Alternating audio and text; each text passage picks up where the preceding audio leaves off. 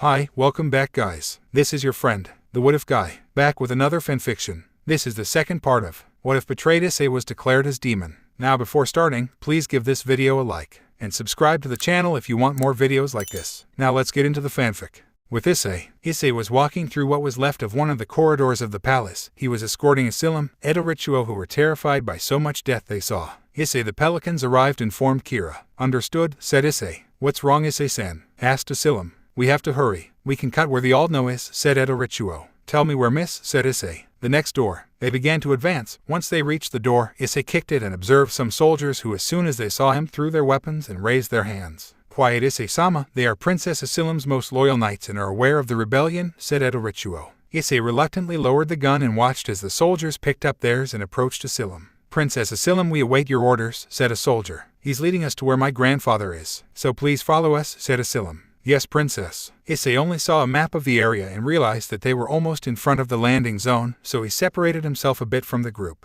We're almost there, said Issei boosted gear. A gauntlet Issei lens appeared over his armor that seemed to fit that. D-Drake help me. Oh yes. Dragon shoot. Issei sent his laser towards one of the walls. The laser began to destroy everything that was in its way. All the sea allies was very surprised by such power and firearm. Let's not waste time. Issei turned to see the princess's horsemen. Will you help me protect your princess? Yes, sir, cried the loyal soldiers. Everyone began to advance through the big hole that created Issei. They were killing soldiers who got in their way. Some soldiers saw join the Issei extraction team and the Knights of the Princess. With Akuto, the Issei team was protecting the evacuation zone. They killed everyone who approached them. What surprised him most is that a few meters from the area, a large red laser came out of one of the walls, and all the saints knew who it was. Our leader is coming, said Junko. If we're done with them, Sato said. Yes, answered the others. Everyone began to put more pressure on the Vers. The Vers began to think that it was a bad idea to start a war against them. On the other hand, the saints began to see a strange behavior in the soldiers of Vers, since many stopped shooting and it seemed that they wanted to kill each other. The saints, not knowing what to do, chose to let them kill each other. I hope Issei arrives quickly, Fujiko said with great concern. Take it easy. He'll be fine, Akuto said. Guys, I'm close, said Issei over the communicator. All the saints saw how out of the hole came a red armor with green touches. What surprised them most is that he was commanding many soldiers Vers. Issei and now the allied soldiers came to the landing zone where they were waiting for the imperial princess of Vers. The saints, seeing the Vers helping Issei, quickly knew that those soldiers were loyal to the princess, so they did not shoot them.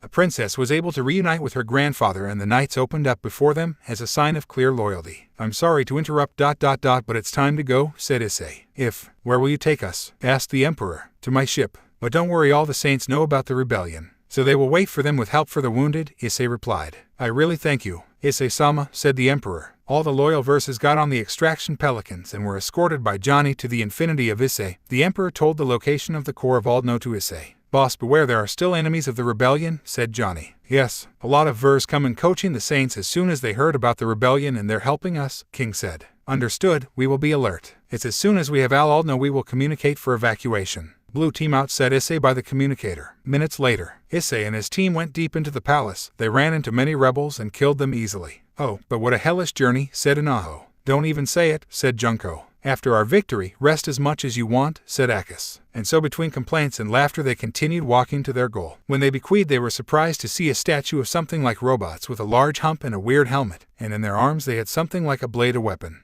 Oh, I hope they don't move and want to kill us, Sato said. Shut up, the others shouted. Brother, you're lucky that what you say happens to us, Kira said. If you better shut up, said Akito, or we'll get you a lot of tape like last time, Inaho said. What he liked most is that from one of the doors appeared 3 cataphartos ready to kill them. So you are the ones who freed the emperor, said a voice from the cataphartos. I slain Troyard will take it upon me to kill them personally. We accept the duel, said Issei. A group of Issei separated. Akuto, Junko and Kira began to attack with their power the catapharto on the left, Sato, Fujiko and Inaho on the right, and finally Issei took care of the middle.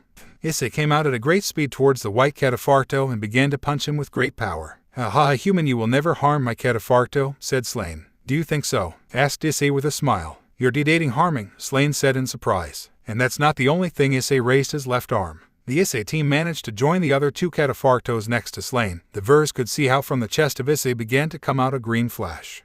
None of the 3 saw could move their catapharto in time. The Issei laser directly hit them and destroyed 2. The Slain was destroyed more than half. See if there are any survivors left, said Issei as he made his way to the Aldno that was next to the gate from which the cataphartos came. Once Issei entered the room where the Aldno was bent, he did not hesitate to touch it. Aldno replies, said Issei. I see that at last he arrives, claimant. Answer my questions, said Issei. As you order, claimant. With the Issei team, they began to examine the remains of the catafartos in search of the pilots, but they did not find any or good until they started shooting at them. Shit, how it hurts, said Anaho as he was shot in the arm. Where are they attacking us from? Asked Fujiko. The group quickly took cover to avoid ending up injured like Anaho. Sato, Junko, come with me, order Akuto. Fujiko, Kira tried to attend to Anaho. Yes, answered the others. The three mentioned began to move to find the origin of the shots. Die humans, cried a man's voice. The others knew who that voice was and were shocked. How did you survive? But the group of Issei was worth the answer, mother, and began to shoot him until they saw him dead. Could you die at once? Said Sato. What no one expected is that a purple catafarto appeared breaking one of the walls. The catafarto placed his hand Slain fences and he climbed quickly. The group of Issei began to shoot to try to hit Slain until they noticed that a pelican started shooting as well, but that did not prevent Slain from escaping. Shit, they all shouted.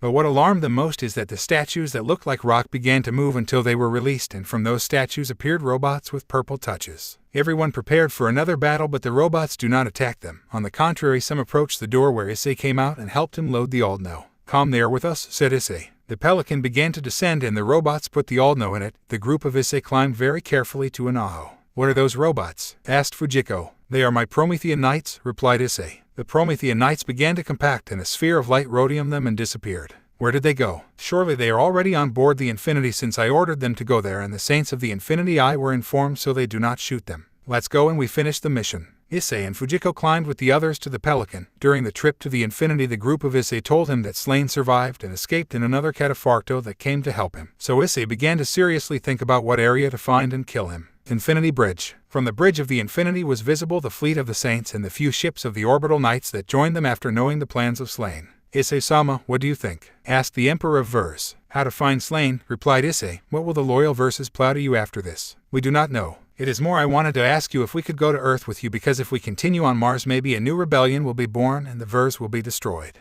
It's okay to let you come back to us in exchange for you joining the Saints. I do. Then Issei turned on the spotlight and began to see the hologram of Mars. Issei, loyal Verse don't care about Mars anymore, do they? If I said that, why? I know how to end Slain, and it is most likely that those who were in the rebellion are still on the planet. What do you plan to do, boss? Asked Johnny. Order the troops back to the ships as quickly as possible, Issei said. Shall we go? Asked Matt. No, we will crystallize the planet and thus destroy the rebellion. Matt and Kenzie smiled with happiness and began to prepare the ships for the crystallization of Mars. Johnny and King began to give the order back. A handful of ships of the Saints began to go down to the planet and were placed at different points, the Infinity down to the Palace City. Sky of Mars. Once the ships that went down to the planet received confirmation of the evacuation of the Saints, began to charge the beam under each ship. Once fully loaded, they fired the beam that upon impact with the Earth began to destroy all its passage. After a while, the Saints have already finished crystallizing in its entirety the planet, leaving the red planet now white or with a lot of radiation that would kill anyone if you did not have caution. Infinity Bridge. Issei and the Emperor of Verse saw the hologram of Mars that was already crystallized 100%. In that, Kinsey approached Issei. Boss, we look forward to your orders. On a screen appeared the faces of the lieutenants of the Saints and that of the Orbital Knights. Let's return home, order Issei. We should not underestimate them, said one man. Yes, but next time we will win, said another man. Calm down, then we'll take revenge, said a man entering the room. The three men focused on seeing through a window. They saw a large army of catafartos and soldiers wearing an all-black uniform. We look forward to your Slain-sama orders. Slain only gets a very macabre smile. Issei was in his room in the Infinity. Next to him was Asilam. Since he had asked Issei to tell him how the Earth was for his part, Issei did not refuse and told him many things. Issei knew very well that returning to Earth would take them a few days, since the rebels had damaged some ships. So Issei ordered them to return by the long route, since he did not want to risk that they would break down on the way in the Deslaspacio. For a few days, Issei taught him practically everything he knew about the Earth to Asilam, of course omitting his lust. He also told him about supernatural beings and his wife, making Asilam sad. I also tell him about his other partners, and that being a dragon would always seek the happiness of his partners, and that he could increase the number of girls. He unconsciously made Asilam hopeful. Issei also began to get along extremely well with the former Versus operator, who asked him to help his granddaughter adapt on Earth. They also discussed the merger between the Saints and the loyal Vers, reaching an agreement that the Vers would have their rank respected regardless of whether it was clear that the former Orbital Knights would be treated as generals and their former Emperor as a lieutenant of the Saints. Since he had a lot of information about Aldno's workings, out of nowhere the door to the room opened, revealing an elderly man with blonde hair. Rarigalia-san, what's wrong? Asked Issei. Nothing. I just remembered that you wanted to talk to me, replied Rarigalia. I remember. I wanted to tell you that to help Asilam I came up with something. What will it be? Let Asilam attend school. What Rarigalia said surprised Rarigalia a lot since she never thought that her beloved granddaughter would have to attend a school. Issei, seeing Rarigalia's face, prepared to say something. Do not worry, Rarigalia-san, I and my team will take care of her, plus there are my other friends who will help us in everything. With those words, Rarigalia was calmer since she knew from what she had seen and heard from Asylum how good Issei was at defending people. It's okay, but only if she wants to. Both men turned to see the blonde, who only had a face of shame for what Issei said. If I want to go, Grandpa, said Asylum. With that said, both blondes left the room of Issei. What else will happen? I asked the nothing Issei. Not partner, but be fun to see more trouble come your way, D-Drag said. Are you having fun? Yes. Issei stood quietly looking at his bedroom window. In everything I've lived since I met the dog of Gremory. Do you regret it? Not without his intervention did I not open you and everyone else to know, especially to me beloved wife. What a maturity you have since the betrayal of the Gremorys. Yes, although I do not earn the nickname the bloodiest leader of the saints for nothing. If true. Days later, a few days had passed since the defeat of the Vers, and finally the saints managed to return to Earth. Issei, his team, Asylum and Edelritua were heading to a pelican that would take them to the city of Ku. Once already the pelican took off and left the infinity. After a while the pelican finally approached the city, so without thinking twice Issei took out his cell phone and contacted Oleg to ask where the hell is my wife. Although he already smelled that he was in the academy teaching. And if, elementally, he was teaching, even though it is assumed that he was already 5 months pregnant and that Issei literally ordered him not to leave the house, that he would take care of the money since he did not want something bad to happen to them. Issei sighs, inform he has defeated me and asked the pilot to land at the academy. Guys, you go home and rest, also show the building to Asylum and Edelritua, said Issei. Okay, they all said. Issei, where are you going? Asked Edelritua. To arrange your enrollment in the academy, Issei replied. He's also going to see his wife, Fujiko said. I'll be Issei's second wife. And see his fiancés, said Junko. There was something that these girls did not tell, is that their auras of anger came out of them quickly. The boys, to know what that pair of girls were armed with, only remained silent. Thought the boys. Well, all the Issei team had their Spartan armor equipped. Well, Issei also had their boosted gear activated, but it seemed that it was part of their Spartan armor. Sir, we've arrived at the academy, said the pilot of the Pelican. Ku Academy. Rarely at the time that the Pelican of Issei was about to land. In the academy it was the break for breakfast, so almost the entire school could see the Pelican. The Pelican did not land completely, leaving a considerable space with the ground. The back of the Pelican was open, showing a chestnut tree with a red armor with green touches who jumped, making the Pelican rise and withdraw from the place. That's Hayato Issei, the leader of the saints. What are you doing here? Why, we better not insult him as we did before. Yes, he is able to take out the weapon on his back. And those were the whispers that several students had when they saw the Issei who could hear everything. But it earned him mother the comments, and he began to look for his target, his pregnant wife. Once he started walking through the school facilities, many students were watching him, until Issei ran into someone he knew and asked him, Seek, where are the others? Issei asked Sigvera. Issei-kun are in the club of Rias next to Azazel, replied the girl. What's going on?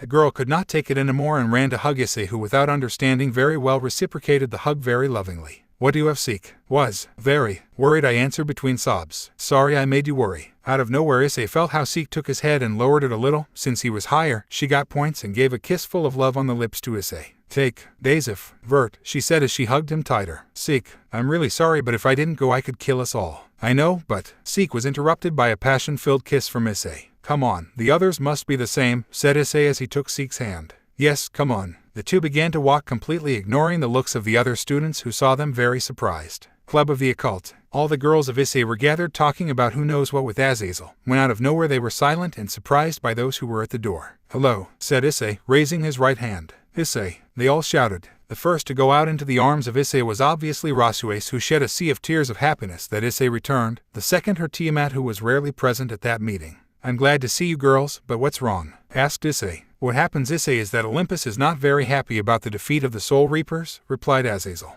Do you plan to attack us? There is a 90% chance that. Yes. By this last comment Issei had already stopped hugging his two main women and had put on a sad face. Why the fuck don't they let me rest from so many battles? Said Issei with a whole of anger and sadness. All his fiancés went quickly to hug him since they knew what the battles of Issei were like. For their part the Gremory only saw him with sad faces since they wanted to hug him as before. Okay, anything else? Nothing interesting has happened, said Azazel, and how did you do on Mars? Nothing interesting. We only discovered that the real Emperor of Vers was betrayed and the one who seized his position was the one who ordered the attack on Earth. We also freed the former Emperor and his granddaughter. If we also crystallized the planet, we got the Aldno and several orbital knights as well as the Emperor of Vers himself joined the saints, said Issei as if nothing happened. Everyone present had their mouths open for such an account of Issei, as they only hoped that the saints would arrive and conquer and kill everything that moved on Mars. Well, I saw my beautiful fiancée, so I'm leaving, said Issei, but out of nowhere he remembered something true. Sona, I need you to register me to 2 people. Clara, Issei. But to whom? I asked Sona. To the granddaughter of the Emperor of Vers and her friend, replied Issei. Rarely that answer did not surprise everyone. Rather, it was like that since Issei mentioned a granddaughter and they were coming. Sounds, I think, with his power, 2 registration forms, and I give them to him. Bring them to me within an hour. Okay, see you after a while, said Issei as he created a transport circle. Issei teleported to one of the offices, of course taking care that no one saw him, then only went to where the world leaders were waiting for him to give the report of the battle against the Vers, where he informed them everything in great detail. And that's what happened. I finished the Issei report. So the Saints will take care of the remaining verses? Asked the Chinese. Yes. Will they share their wisdom with us? The Russian leader asked. If they accepted that. Well, with this report we end the assembly and we will continue with the Saints who can lead us to a better future, said the U.S. leader. Issei was happy to have practically the entire planet under control, and he knew it meant only one thing, more problems and paperwork. House of Issei. After his meeting with world leaders, Issei, when he arrived at his house, the first thing he did was take off his Spartan armor and sit down to watch TV, but to his bad luck on almost all channels he was reporting on the victory of the Saints. It's not for them to make it so much fart, said Issei. Issei simply turned off the TV and went to see his desk that rarely only had a report. Let's see what it says. We will create animatronics for the botargas of Saints Flow drinks, so I only leave this to inform you that we are already developing them. Sincerely, Pierce. This has the date of the day after I went to Mars. How will they go with those animatronics? Issei took out his cell phone and quickly dialed in Pierce's number, and once the aforementioned answer did not let Issei speak. Chief Stillport. How the fuck happened? Issei cry. Well, they attacked us. Who? Olympus. Abstergo. Our own animatronics. How is that possible? I'd better come and explain ... and please bring the cavalry, are many and we don't know where they come from. Issei, without thinking for a minute, put on his armor again and called his team, with whom he went to the Infinity. Stillport. When the Infinity arrived in the second most important city for the Saints, all its crew took a great surprise. The city was in ruins and some members of the Saints still fought against almost humanoid figures. These humanoid figures had the feet and arms of a human, however their body consisted of a large can of purple soda. How the fuck did this happen? Asked King. Apparently Pierce did some idiocy, King said. Remind me never to leave him alone again, said Issei. Oh yes, they all replied. Everyone went to the descent ships to start eliminating the animatronics, who surprisingly caused more problems than they thought. The battle did not last long. Once reinforcements arrived, the animatronics were destroyed by the brute force of the Saints. Issei also ordered Johnny, King, Pierce to interrogate everyone who made and configured the animatronics, while Matt and Kinsey reviewed the programs of the artificial intelligences. Damn it, I need vacation, said Issei. Don't complain anymore, Kira said. If it happens to you, when we go back to rest at school, Sato said. And do they call that rest? Asked Akuto. Yes, because we are worth the school, they said at the same time. It's true, I accepted Issei. It was true for Issei, and the others almost didn't care about school since they had jobs, lots of money and women. After the small talk, the 4 boys went to the place where they interrogated the people involved in the project of the animatronics. Issei. He's the culprit, Johnny said. There was a guy lying half dying on the ground. Issei bent down a little to him and could see on his right hand a golden ring with a red cross. So if it was an attack by Abstergo, said Issei. It seems that the little Templars want to continue with the war even though we assassins have defeated them many times. He's going to do it, King said. What information do I steal? Asked Issei. You seem to be looking for the place where most of the artifacts of Eden are, Pierce said. The murderers already control the world. Will they continue with their stupid goal of wanting it perfect? Said Issei. Issei, we must not challenge the Templars. You know very well that he still has an independent army under his power, King said. And you mean we can't fight them, can we? Said Johnny. It's not that. Enough is enough, don't fight, Akuto said. If all you're afraid to do is reinforce the defenses of the facility where the artifacts of Eden are located, Kira said. Pierce, take care of that. Johnny goes with the order, Issei. On the way, said the 2. And now what battle awaits us? Asked Issei with a big smile. The Saints had decided to attack a fortress that was very fortified, but for them it was not so difficult. So once they managed to enter, they dedicated themselves to clear the entire fortress of the enemy soldiers. After several minutes of intense combat, the Saints emerged victorious from the fight, but there was something that caught their attention, especially the one who led the attack of the Saints. Why did they barricade themselves in a place where they didn't ask to escape? Soldiers began to check the area where enemy soldiers had barricaded themselves. Sir, we have found something. Oleg quickly went to where the soldier was. When he arrived, he got a big surprise. There was a secret passage that led to who knows where. Sir, we await your orders. Which is what they expect to enter and investigate, ordered Oleg. The soldiers quickly began to enter to investigate and kill any possible enemies. Oleg followed them with curiosity of what they could possibly find. The bad thing is that they only found a high, so Oleg ordered some soldiers to stay to ensure the exit. Once Oleg entered the elevator with a handful of soldiers, they began to go down. A few minutes passed in that elevator. When they finally arrived at what looked like a base, the Saints began to investigate everything, declaring that there was no one. Oleg ordered to turn on the computers. "Sir, I found something interesting."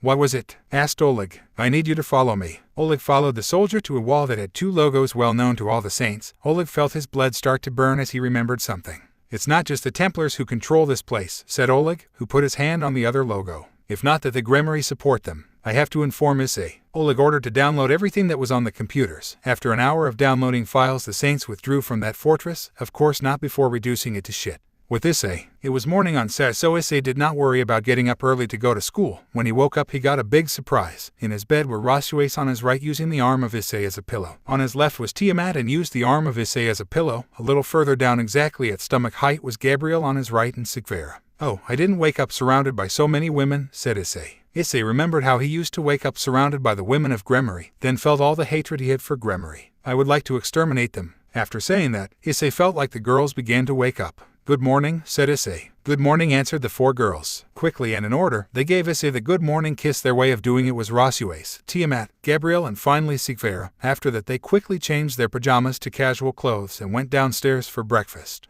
When the other fiancés of Issei came down, they were already watching television. A peer was waiting for them. Issei approached an armchair and sat next to Asilim, who was smiling happily waiting for breakfast. "Issei, how are you doing at work?" asked Asilim. "Problems never end," replied Issei. "And how are you doing at the Asilim school?" "Well, thanks to Sigvera-san, Irina-san, and Ravel-san who have helped me," replied Asilim. Well, most of the Issei girls helped Asilim since she didn't know much about the land and apparently got along very well with Asilim, so she and Edelritua went every day with Issei. For his part, Edelritua had asked the girls and the food attendants of the Issei mansion to teach him how to cook the dishes of the land, which the girls accepted. After breakfast, Oleg arrived at the house of Issei. The chestnut saw how his bodyguard arrived very agitated and asked him to go to a more private place. With Issei, Oleg and Issei left the house and got into the car that Oleg brought. "Where are we going?" asked Issei. "Nowhere," replied Oleg. "Do you remember the mission you sent me?" "Of course, it was to destroy and remove the data of a fortress of the Templars. This was what we found." Oleg gave Issei a tablet with all the data they stole from the Templars. "What about this data?" But out of nowhere on the screen of the tablet appeared two logos known by Issei.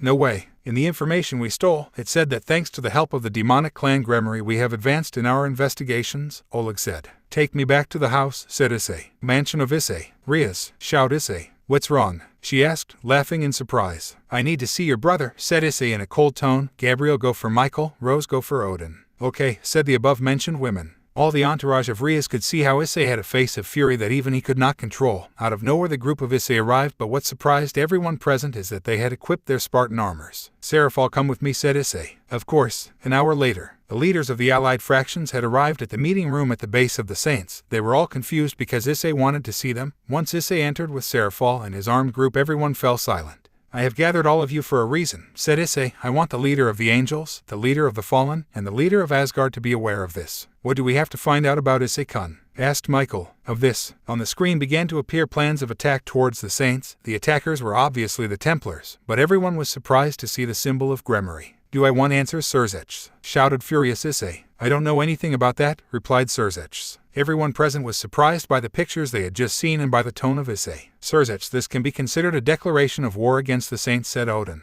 "Issei-kun, Odin Dons will investigate what happened," Sirzech said nervously. "Listen well, Sirzech. I give you 2 hours to investigate if I will not personally go to the underworld to look for the answers." "Remember that I will not go alone," said Issei very furiously. Issei was on his way to the door to leave the room when he remembered something. "And take your sister and her entourage if you don't want something bad to happen to them as soon as you report it to the Saints." Sirzech only began to tremble with fear, the fear caused by the leader of the Saints, so he quickly went to the underworld. Kinsey Laboratory. After the meeting, Issei went to the laboratory to see the cryotubes that the Templars had in their possession. These cryotubes had people with whom they did experiments. "What do the Templars want to do?" asked Issei. "I don't know, but we found something interesting," Kinsey said. Both began to walk a few meters until they were in front of a cryotube containing a small girl but well known by Issei. "Off Ice. It's not his counterpart." "What was his name?" said Issei. "If you don't know better," said Kinsey. "How is it possible that the Templars captured her?" "We think it's thanks to the object he has on his chest. The counterpart of Off Ice had in the chest area a kind of metal spider with a large red gem. But remember, she must be an Infanta, right?" "No, it is not, because to be one I would need to devour the dragon goddess Off Ice. So you have a power limit." Yes, the best thing for us would be to find Issei and have him devour her. I also think it would be better if you tried to get him to join the Saints. Case. Issei looked at his watch and saw that barely 10 minutes of the time he gave Surzech to investigate. Kenzie, I'm going to go to the dimensional gap to look for Issei. Boss, are you sure? Yes, don't worry, D-Drag will help me, right partner? Account with me. D-Drag, what should I do? Asked Issei. Only locate the balance breaker. Okay, balance breaker of the Welsh dragon. Now what? Just move your left hand in the air as if you were cutting something. Issei did exactly what D-Drag told him and created a small dimensional opening through which he passed. Dimensional gap. Issei was floating in nothingness. And now what the fuck do I do? Easy, just concentrate on the power of Issei. Okay. Issei began to focus on the aura he felt when he was around Issei. I found it. From nowhere, Issei was relocated to a large plain of rocks and mountains. Issei quickly spread his wings and began flying north. Why am I not in front of her? Issei continued flying for a few minutes until he started seeing something red and big. The big red and Issei are together. Issei was sitting on the head of the big red man who was apparently asleep, but both turned to see Issei as soon as they felt his presence. Issei, D-Drag, what are they doing here? Asked Issei. We're looking for Issei, Issei replied. For what? I know you two have to be aware of what's going on in the supernatural world, so I won't go into detail. Issei, do you want to be infinite again? He said, asked Issei. If I want to be again, well then let's go. Issei took the hand of Issei, who made a big smile knowing that he would have his power again. Or maybe it was because Issei was holding her hand, but the chestnut tree remembered something. Big Red, the god of sleep, turned to see Issei once again. I need to ask you something, Issei said in a respectful tone. What's going on? Can you have premonitions? Of course. You must also be able to have them since you have some of my power. Issei opened his eyes too much as he suddenly remembered that premonition where the Saints were easily overtaken by aliens. How many times have you been right? 0.99% of the time. If I had one, what would be the percentage that is fulfilled? I would say, then by 90%. Now if Issei was very scared to know that his premonition could be fulfilled, he subconsciously began to tremble. What's wrong, Issei? He asked Issei until he thought about the reason for the questions. Did you already have one? Yes. Both gods opened their eyes very surprised since they thought that Issei would never manifest the power of the Great Red. The gods asked him to tell them everything in great detail, so Issei did it. At the end of the story of Issei, the gods did not know what to say. Issei, you will have a hard time, said Issei. Yes, but don't worry. We will help you, said the Great Red. I will join the fraction of the Saints because our future depends on them. Issei, has Migo fixed Issei? Issei smiled and said thank you, but what surprised Issei is that the Big Red was rhodium with a great aura and began to become smaller until it was a little taller than Issei. Wow, it's been a long time since I took my human form. The person in front of Issei was a man of about 35 years old. His hair was pure red. He had muscles that do not become exaggerated, in addition to dressing in a suit that looked expensive, black with red tie. Shall we go? Excessive, said Issei, coming out of shock. The Big Red opened a dimensional gap where the three dragons passed into the human world. Issei office. It had been almost 2 hours since Issei left, so his girls were bored without him, but everything changed when they saw the dimensional gap form in the middle of the office from which 3 people came out. The girls only identified 2. Issei. Issei. Who's he? Asked Serafal. He's the Big Red, Issei replied. Kinsey takes Issei with his counterpart. Order, Issei. Yes, boss. Issei-sama, please follow me. And Rias? Asked Issei. He doesn't come back yet, Seek replied.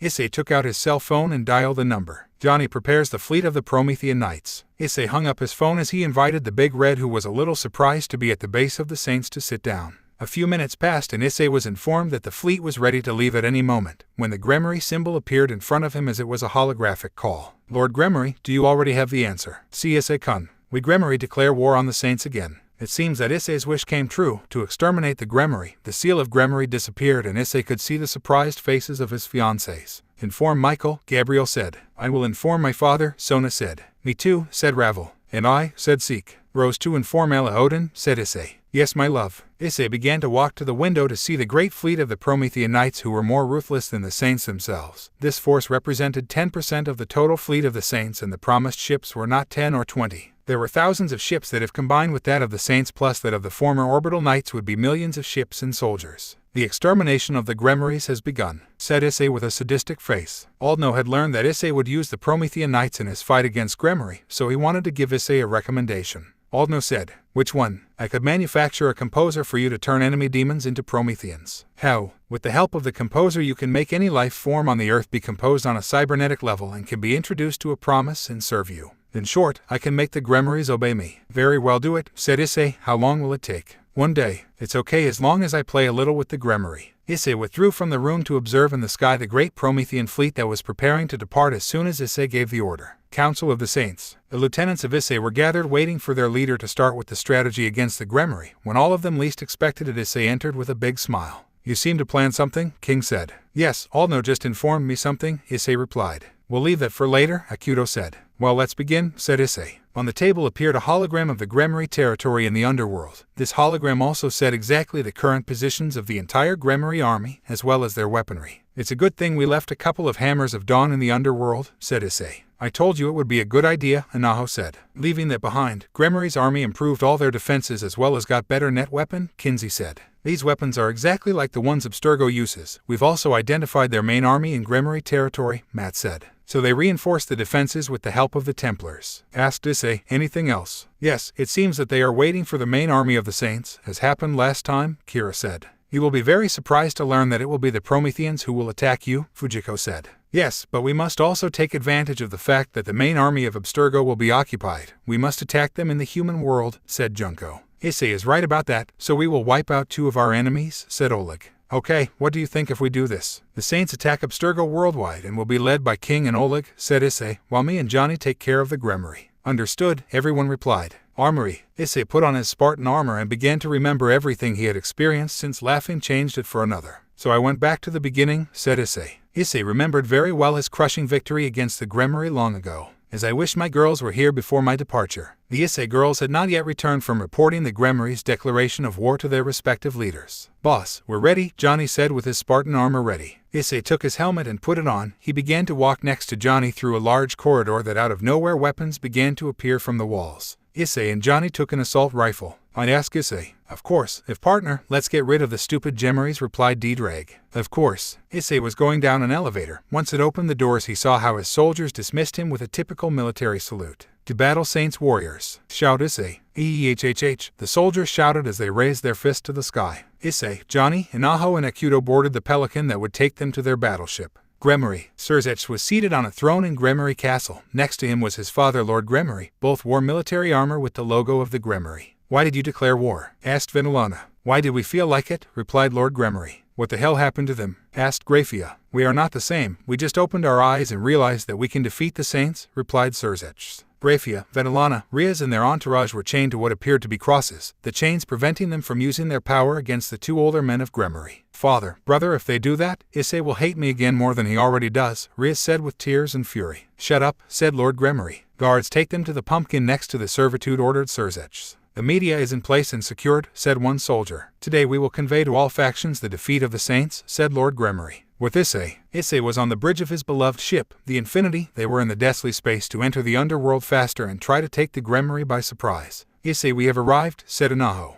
Everyone to their battle posts, ordered Issei. Immediately all the soldiers began to run in different directions while a readiness alert was heard throughout the ship. The Promethean ships also began to prepare to leave the deathly space. Fences of the Gremmery territory. There were several reporters and their respective cameras to record the defeat of the Saints by the Gremmery army. All of them were guarded by the soldiers of the Gremmery. Look in the sky, cried a lady. Quickly everyone focused their cameras towards the deathly spatial rupture from where the ships of the Promises more the Infinity began to leave. From all the ships more houses were leaving to start with a bombardment and weaken the Gremmery defenses. Not only that, large white and purple robots appeared out of nowhere behind the Gremmery soldiers and started with the massacre. What none of the spectators of the battle expected is that next to them appeared some dogs also white with purple and began to kill their bodyguards. They shot from the mouth. With Issei was in the hangar with Johnny, Inaho, Akuto, who were still preparing to go into battle. You're ready? Asked Issei. Yes, let's go. The whole team got on the Pelican and took off to battle. Gremmery, Surzech-sama, are not the same soldiers of the Saints, report a soldier. What? Screamed Surzech. Look at this, please. The soldier made a screen appear in front of Surzech, who could observe the robots massacring his soldiers easily. Then that screen took to infinity and Surzech could clearly see how a pelican approached the castle. Above the castle, Issei was already flying over Gremmery Castle. He and his team were ready to jump. To kill, Johnny said. The 4 Spartans jumped in free fall in the direction of Gremmery Castle. Thanks to the thrusters of their suits they could easily change direction. Many enemy soldiers tried to shoot them down, but it was useless because if they did not miss their shots by meters, they were killed by the Prometheans. Weapons out, order Issei. Quickly his team took their weapons from his back and began to stop his fall thanks to his thrusters. Since they fell where there were many enemies, they began their massacre. Delete them, Johnny ordered. They quickly fired on their enemies who tried to defend themselves, but it was completely useless as they were better than the Gremmery in the matter of shoot and kill. Once they cleaned the entrance, many Promethean knights appeared alongside crawlers and some flying things called Watcher who helped the promised knights with extra shields. They also supported Issei since he was the claimant and was programmed to defend him at all costs. Register everything and kill all the stupid people who stand in your way, ordered Issei. Quickly the Prometheans disappeared again. The crawlers ran around the mansion in droves. Most of the Watchers left with the Prometheans except for 4 who stayed with the Issei team. Let's start, said Issei. Sky. Given the stupidity of the Gremmery, the battle, or rather the massacre, was broadcast live by all factions. Michael, the absolute leader of heaven, was impressed when Gabriel arrived telling him what the Gremmery had done. Minutes later Uriel arrived and showed them the screen. What is that? Asked Michael, looking at the Prometheans. They are the Promethean troops of Issei, Gabriel replied. Where do I get them? From when he went to war on Mars. Michael was silent for a few minutes. He was undecided whether to send support to the Saints or the Gremmeries, but his doubts disappeared when he saw his sister and Irina, who were praying aloud. Clearly their prayers were for the victory of Issei. Uriel prepares the soldiers. We will go to help the Saints, ordered Michael. Of course, brother, Uriel said with a big smile. Phoenix. How stupid, said Lord Phoenix. He, his wife and children watched the actions of the Gremmery on the screen. They were disappointed in their king Lucifer, but they were more concerned about their daughter, who had a sad look for her beloved Issei. Riser, Ruvel, prepare our troops, order Lord Phoenix. Who will we support, father? Asked Ruvel. To the Saints. Honey, what, were you not one of those who only care about appearance before society? Asked Lady Phoenix. Not anymore, I just want the happiness of my children. Citri, Sona and Seraphol came home to report everything that had happened, but to their surprise their father was already beginning preparations for his troops. Father, both girls shouted. I know it, my pretty girls, said Lord Citri. Who will we support? Asked Sona. To her fiancé. The Citri troops began to deploy to the battlefield. They were also joined by the soldiers and personal guards of the Demon Queen to support the Saints. Agars. Of all the demonic clans that planned to join the battle and support the Saints, the soldiers of Agars were the first to begin moving towards the battlefield.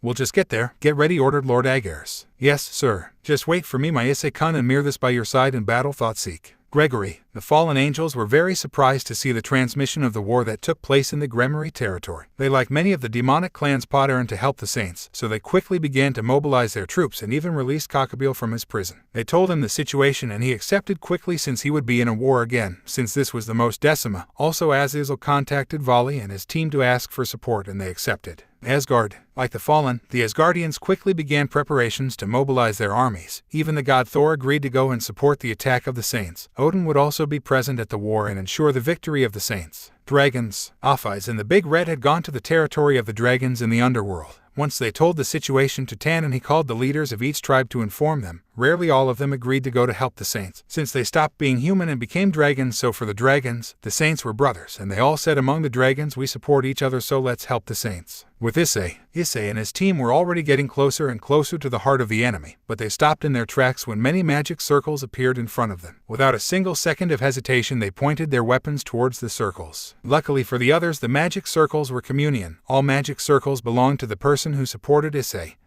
and the Saints. Issei-kun, the angels will support the Saints, Michael said. So do we, fallen, said Azazel. The Phoenix clan is at your command, Issei-san, said Lord Phoenix. Like the Citri clan, said Lord Citri. The strategists and soldiers of Agars await your orders, said Lord Agars. The soldiers of the Demon Queen Leviathan await your orders. The Beal clan will support you. We Asgardians have arrived ready to defeat the Gremmery, said Odin. The dragons will help you too, said Tannen. And many more demonic clans and one or another fraction more arrived with their soldiers to support the Prometheans of Issei. What Issei was not expected is the main ships of the Saints also appeared. Don't forget about us, boss, said Oleg. The Vers will destroy anyone who dares to harm us, said Regalia. Master, we are ready, said Tiamat. When Issei and the boys turned like this, they could observe the Issei girls in battle armor, while Rasues remained on the Infinity Bridge but communicated with Issei through the communicator. Let's continue where we left off, order Issei. If all those who supported Issei and the Saints answered.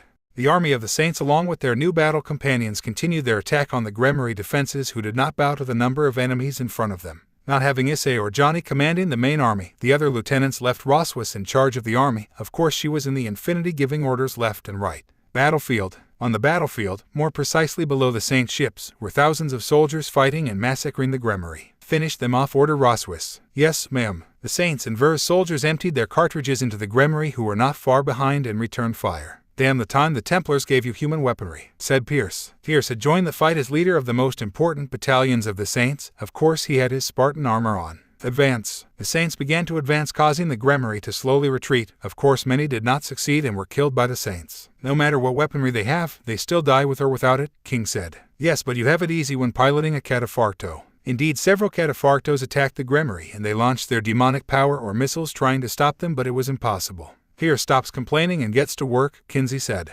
Because everybody gets better weaponry than me, Pierce complained. Kinsey was in charge of leading the Brumacs, who crushed the Gremmery like simple cockroaches. Pierce, you're my pet, so get to work, said Issei. Pierce reluctantly started shooting again, drawing out all his fury at the words of his friends and their leader. Die, you damn stupid, cried Pierce. With Issei, along with his team of Spartans and his fiancées, were the something that looked like the living room of the mansion. They had received Sato, Kira, Junko, and Fujiko, who by orders of Roswas had to help Issei. What do we do now, Issei? Asked Sona. Put an end to all this, Issei replied. They began to walk in the direction of the meeting room of the mansion, since they knew that there were the leaders of Gremmery, and they were needed to end the war. But what the fuck, said Seek. In front of them were 4 doors that led to who knows where. Issei knew that to reach his goal he had to choose which way to go, but he just made a smile. Guys, Issei was interrupted. A small door opened violently, causing everyone to direct their gaze, weapons, and power towards the origin of the noise. What made the door open was a blue horse girl in a maid's suit who apparently was hiding from something. Who are you? Asked Irina. I'm one of Gremmery's former maids, replied the girl. Asked Serapho. If the master sent us away in the morning and sent them all into the dungeons, said the girl with tears in her eyes, he also locked up Venelana-sama and Grafia-sama. Why do I use them?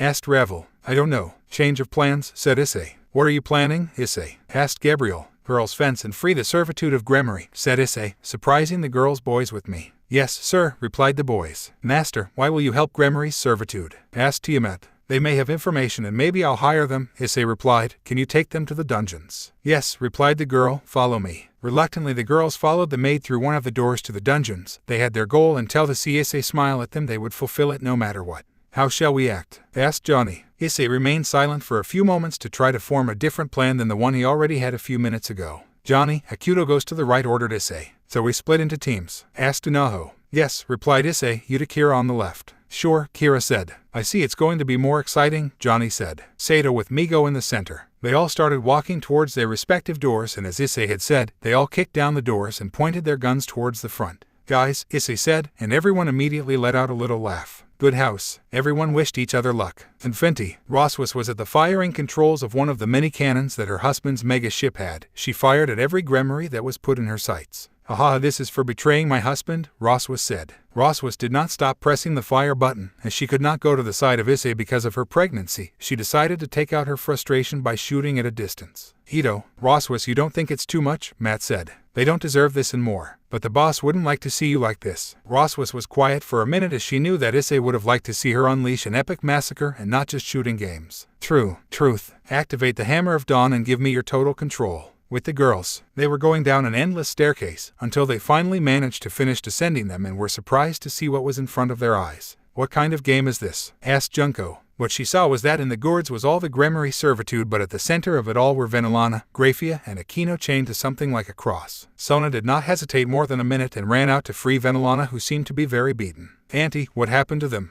The other girls began to break the cells where the other girls were. They also helped them remove the handcuffs they had on their wrists and ankles. Do you think we'll leave you? Said a girl's voice. Immediately all the girls of Issei turned to see the origin of that voice. They were very surprised to see who that voice was. A certain chestnut could not say anything since it was mute. Zenovia, cried Revel. Next to Zenovia was Asia, who brought with her a human assault rifle and began to point it at the girls. Asia, said Irina, still in shock. By order of the Gremmery family, we will be the ones to kill them, said both girls. Without hesitation, a little Gremmery beings began firing against the newly released, who had no choice but to take refuge inside the cells to avoid being hit by a bullet. Girls just freed the serfdom, Fujiko said. We'll take care of them, said Junko. Yes, answered the others, who continued with their task. Both Spartans ran towards the Gremmery, avoiding their bullets. Once in front of them, the Spartans punched them all over the face, making them go through the door. Today you will die, said the Spartans. With Johnny and Akuto jumped through some corridors that when they appeared received a hit from a cruise ship, since it was very devastated. When they finally managed to get out of the deteriorated area, they could see 2 people in front of them, 2 blonde boys, one with a sword in hand and the other with 2 guns.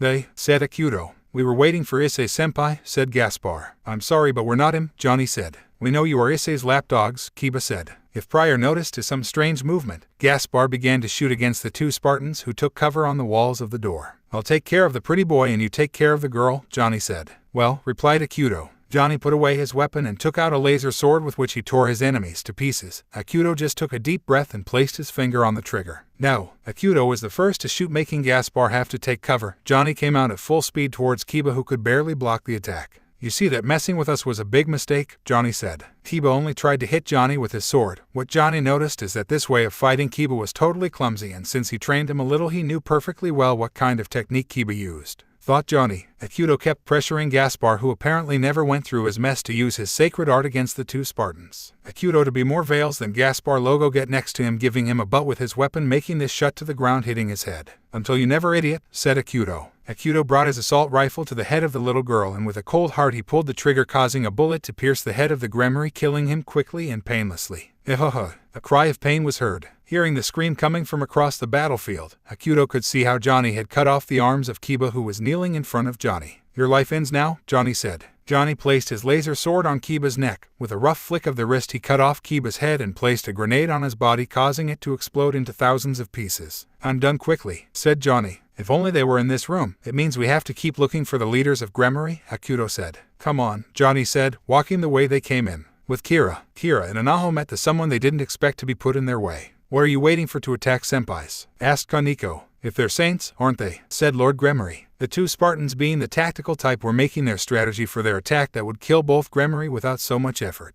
Anaho, you take care of the leader of Gremry, and I of the Tower of the Bitch, said Kira. Of the two, Kira was the one with more resistance and strength, so he would take care of the Tower of the Bitch. They referred to Rias from the first betrayal he made. Okay, said Anaho. Anaho drew two pistols, activated his thrusters, and ran towards Lord Gremry, managing to knock him to the ground, then began to hit him very hard, causing his head to begin to bury against the ground. On the other hand, Kira was on the defensive since Kaneko had been faster than him. She threw punches left and right, but Kira, having all the genetic improvements of a dragon, he could block the blows easily. Anaho did not think twice. He had the perfect opportunity to finish off Lord Gremry, so he would not waste that. He placed his pistol in the middle of the eyes of Lord Gremry, who was alike gone by the blows of the Spartan. With this, the Gremry pillar will finally end in extinction, said Anaho. In the room, the echo of the sound of a bullet entering a body was heard. Kira turned towards her partner and saw that he had ended the life of one of his targets. Kira made his head back and headbutted Kaneko. Both Spartans began to shoot against the Nekomata, but it was impossible to give it as it was very fast. Shit ran away, said Kira. If it comes out, it's lost anyway, Anaho said, looking out a window. Kira looked out the window, curious to see what his comrade in arms saw, is surprised at the splendid view. A post-apocalyptic battlefield where angels and fallen join their spears of light to end a large number of Gremry demons. Wow, it's almost a postcard, Kira said. Dear instructor, a greeting from the underworld where the ass-kicking party continues, said Anaho. Sincerely, strategist Kira and Anaho, Kira said. With Issei and Sato were walking through a corridor full of corpses which had hundreds of perforations thanks to the bullets of the two young men. These are Lucifer's personal guards, Sato said. If that means he's nearby, said Issei. Both Spartans began to walk, but out of nowhere they were stopped by enemy gunfire that said Gremry reinforcements arrived. Issei and Sato started shooting while taking cover. Let's try something new, said Issei, promise me. The watchers who followed Sato and Issei began to launch a white laser towards the ground. After a second of launching that laser, several crawlers appeared firing at the Gremry. Yes, they are effective, Sato said. Or that you say it. The crawlers had quickly finished with the Gremry, and now they were fighting to see who ate the corpses. 4 crawlers stretched a demon from their limbs until they managed to tear them off. They look like you and the bloodthirsty, said Sato. Let's go on our way, said Issei. Seeing that their leader was advancing, the crawlers began to follow him as if protecting him from the enemy. Once Issei and Sato reached another door, they without hesitation entered, breaking it with a kick. They were shocked by what they witnessed. Issei-kun was waiting for you, said Serzech. You damn, said Issei. Serzech was sitting on his throne of Lucifer, but he had someone as his legs. To be more exact, he was raping someone well known by Issei. Informed Didreg, Ria's Gremry was chained to her brother's throne. She was with her eyes gone. Her body was naked, and her brother did not stop raping her and squeezing her breasts. Issei could see how from the intimacy.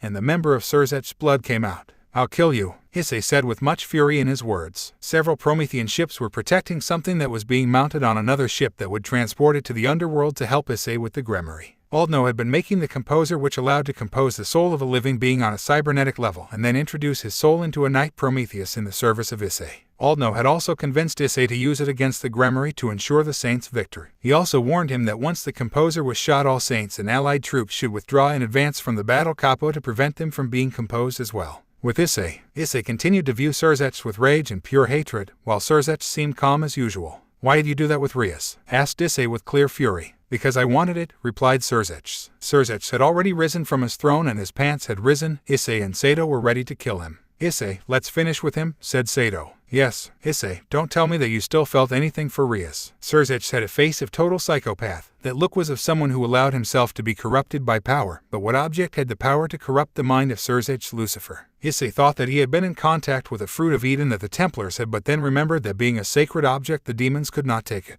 You who fuck you care, shouted Issei. How hedge much as you will see, my sister is broken. Issei couldn't take it anymore. Even though he didn't love Rias, he couldn't stop his meat from showing him all the good times he spends by his side. Sato, who saw everything, knew that Issei still had some feelings with the redhead who was lying on the ground repeating Issei every second. This caused him to start having a great thirst for blood. I'll kill you, I will kill you, I'll kill you, repeated Issei. Issei couldn't take it anymore and materialized his boosted gear and started it with a lot of power.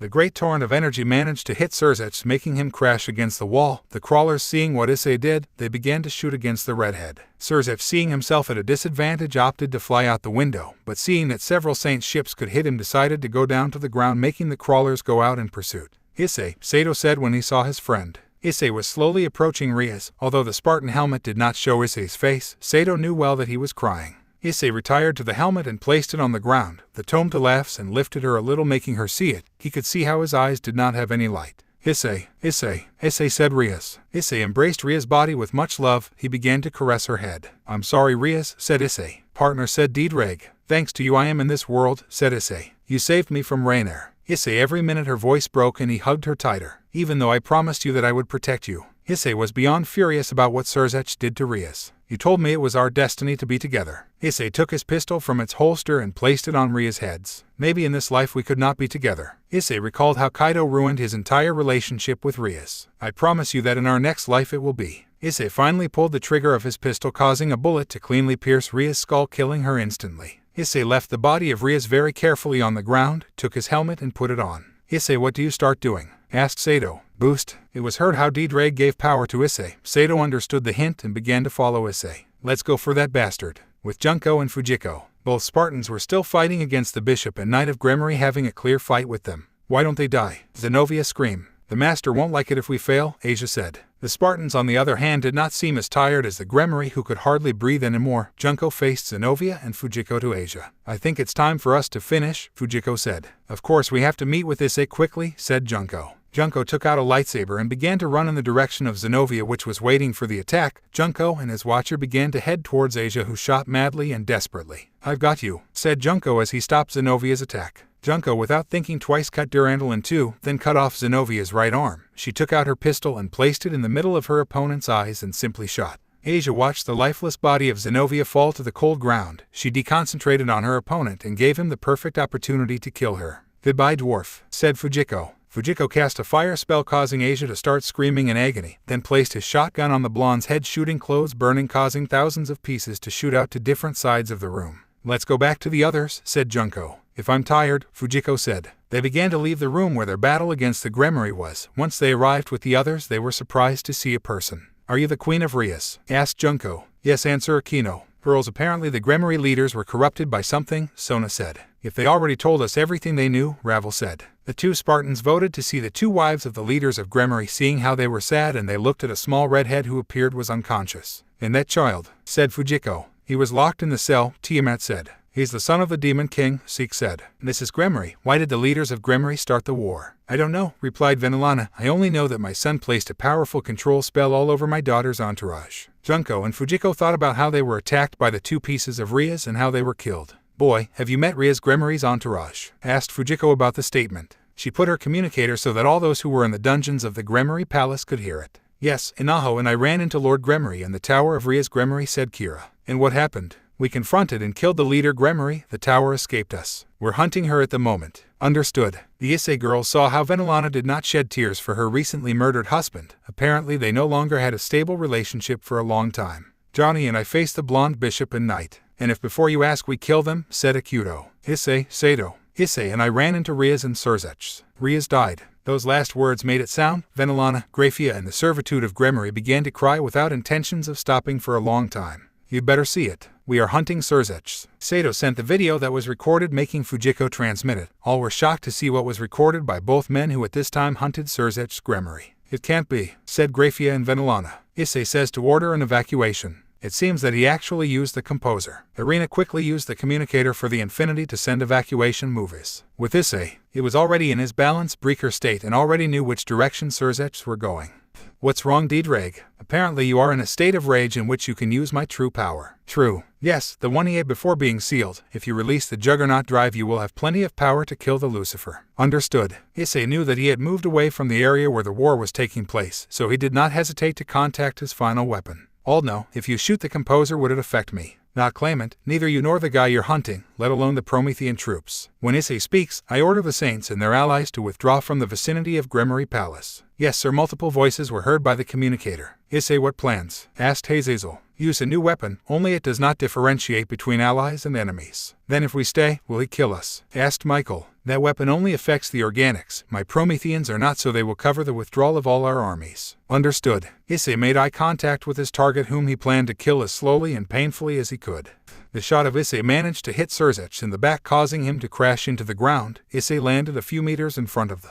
How did you increase your power? Asked Surzech. Surzech came out of the crater he had made at the time of crashing. He had slight wounds from which blood came out. My power is still the same as when I was with you, just improve my magic reserves, Issei replied. I see. Why did you allow yourself to be corrupted by power? Asked Issei, furious. That doesn't matter to you. Surzech began to charge his power of destruction and threw it straight at Issei, but unfortunately for Surzech, the Watcher of Issei placed a shield in front of him, absorbing the attack completely. Issei for his part smiled victoriously and raised his hands to the height of his pectorals. Surzech knew what Issei would use to end. I, the one who awakened. To the two heavenly dragons who stole the principle of God's domination. I laugh at infinity and despise dream. I will become the red dragon of domination. And I will sink you into the depths of crimson purgatory. Juggernaut drive. The Issei armor turned in its entirety into a red dragon. This dragon disappeared from the sight of Surzech and appeared in front of him, giving him a strong punch and then a strong kick in the thorax. Surzech managed to throw more power of destruction against Issei, but it happened exactly what happened before, so he decided to destroy Issei's Watcher, but the dragon would let him do it. Surzech felt how Issei appeared again in front of him and managed to give him a strong blow with the dragon tail that had it, causing Surzech to vomit a lot of blood and lose his right eye. I'll kill you, said Issei. Surzech began to see the true power that Issei always showed to his enemies, and he subconsciously began to tremble in front of the red dragon. A red-haired woman was waking up in a beautiful place. She was lying on the green grass. When she began to get up, she could see a waterfall and flowers of many kinds. Where am I? The woman asked. She started walking in search of someone, but only she was found, out of nowhere. Laughs, said a man's voice. Riaz turned to the address where she had heard the voice she missed so much, and that was from the person she loved so much. Issei, shout Riaz. Both young men embraced with all the love in the world. Riaz on her side began to cry, since she knew well that it was the Issei who was her pawn and not the leader of the Saints. He was the Issei that she herself killed. Issei stopped hugging Riaz, took her hand, and both began to run forward. Suddenly she could see how her entire entourage was in front of them with their wings spread and flying. Let's continue our adventure, said Issei. Both young men stopped running and spread their wings to start flying towards the horizon in the company of the others. Heaven of the underworld. From the gap in space, a few ships appeared that seemed to be escorting a larger one which brought the final weapon of the Saints. Said Aldno. Starts. From the central nave began to open. From the aft part of it began to leave a cannon that began to load, releasing some orange articles. With Issei, in front of Issei was kneeling Surzech, who no longer had his left arm, nor his right eye. On all sides of the body came a lot of blood, but he had a look of extreme hatred towards Issei. The Gremories were defeated, said Issei. We have not lost, as long as my army is still standing. We will continue to attack the Saints, said Surzech. Your army is now mine, said Issei. Issei took Surzech and made him look in the direction of his palace. From the sky began to fall a great orange lightning which completely destroyed the Gremory Palace. With the soldiers of Gremory, with the repeated retreat of the Saints and their allies, the Gremory soldiers began to regroup and tend to the wounded. All of them thought that the Saints managed to eliminate their leaders, and that's why they withdrew from the battle. All the survivors began to celebrate because they were left to live. What's that? Asked a soldier. That soldier looked at the sky, in which an orange dot was formed. Seeing this, the other soldiers turned their eyes to the sky, very curious, when the orange dot began to get very close dangerously until it hit the Gremory Palace and began to destroy it. Run. Very late, the shock wave of the lightning began to go very fast to its surroundings. The strange thing, when it passes through each one of the soldiers, they did not feel anything. What the hell? Ah-ha-ha. The soldiers heard the cries of agony and saw how several of them began to be disintegrated, leaving only their clothes and skeleton. And that's how little by little the Gremory army disappeared. With Issei, you saw your army disappeared, said Issei. Surzech didn't say anything. He was shocked by what he was digging from witnessing. Boss, don't kill him. I could use it as a lab rat, Kinsey said. But, we know boss, Matt said. Several Promethean knights and crawlers stood behind Issei, as if waiting for the order to tear Surzech apart member by member. Issei had to make a choice, make him suffer with many of the weird experiments that Matt and Kinsey used to do, or dismember him with the help of the Prometheans and kill him in agony. Issei approached Surzech, grabbed him by the neck and stalked him in his face. And now what shall I choose? Said Issei. Issei approached Surzech, grabbed him by the neck and stalked him in his face. And now what shall I choose? Said Issei. Shuttles began to arrive in the area where Issei and his Prometheans were. In these shuttles came his friends and his girls, who were worried about Issei. Issei, seeing how they approached, finally made his decision. If I kill you limb by limb, you will suffer us as you did, said Issei. Gentlemen, hold it. Two Promethean knights appeared behind Surzech and took him with his sword-like arm and began to cut him slightly to prevent him from trying to flee. Issei, take this, Sato said. Sato wore handcuffs that were special because they interfered with something in the brain that caused supernatural beings to suppress their power, no matter how strong their power was. Issei took them, stalked Surzech and kicked him hard in the face, then took his arms and husband behind his back. At that the shuttles had landed and the Issei girls ran towards the master. I'm finally done, said Tiamat. Yes, replied Issei. Roswis approached Issei and kissed him lovingly, causing the other girls to begin to release their aura of the power of jealousy. It's time to go, ordered Issei to his soldiers. Yes, sir. Everyone began to board the shuttles or the pelicans that had come to pick up most of the soldiers who had to run away so that the composer did not give them. The girls of Issei decided to go quickly to the house since they were tired, since they were not used to seeing so much massacre. For their part, Issei and his team got on the pelican that would take Surzech to the infinity so that the mad scientists began to torture the new test subject of the saints. Moments before, Inaho and Kira were jumping over some rocks and were far from the Gremory Palace. They had heard the order to withdraw from Issei and Roswis. It seems that the Tower of Ria's Gremory escaped us, said Inaho. What a disappointment, said Kira. The boys will make fun of us escaping. No, if we don't tell them. But how shall we justify that we are too far from the combat area? Easy, we escaped by order of Issei, said Inaho with an innocent smile. Yes, he calls the extraction pelican. Kira contacted Roswis to send them a movie that would take them to the infinity and give their full report to Issei. The pelican did not take long to pick them up and they went straight to their ship. What they too did not know is that a few meters away was the Tower of Ria's. She was on her knees looking into the void. In her eyes she had tears like never before. Why did I do that? Asked Kaneko. Kaneko had come out of the control that Surzech set over her. She too had begun to remember everything she had done and what she had been ordered to do. Shiren. Kaneko had heard her voice and slept callous, being caught by her older sister who apparently came for her. It's time to go. Hangar Dala Infinity. A pelican was landing on one of the docks of the ship. The pelican opened its rear ramp and two soldiers of the Saints came out of it, followed by Boss, said Johnny. Hello, said Issei. Issei went down the ramp, followed by Surzech who came in handcuffs and his friends. All of them came escorting Surzech to deliver him to the scientists. Then Alana and Grafia were witnessing how Surzech was in bad condition and how he was escorted by the Saints. They glared at him. Grafia, mother, said Surzech faintly. I don't know who you are, Grafia said coldly. My son died at the hands of the leader of the Saints, Venelana said. Issei looked surprised at the two women, and partly understood the pain they felt, so he decided to help them. Take it away, ordered Issei. Sato quickly pushed Surzech with his gun. Surzech was very surprised and devastated as the only two people who could help him had just abandoned him for Issei. Are you okay? Asked Issei of the two women. No, we lost everything because of the greed of those two men, Venelana said. Now it's just the three of us, Grafia said. When we came, Roswis informed me of the state of Milikas, said Issei. Yes, he's recording for breaking the mind control spell, Venelana said, worried about her grandson. Don't worry, Venelana-san, in order to be treated with the method that was necessary, said Issei. Venelana and Grafia were surprised by what Issei said since they knew that he should hate the Gremory.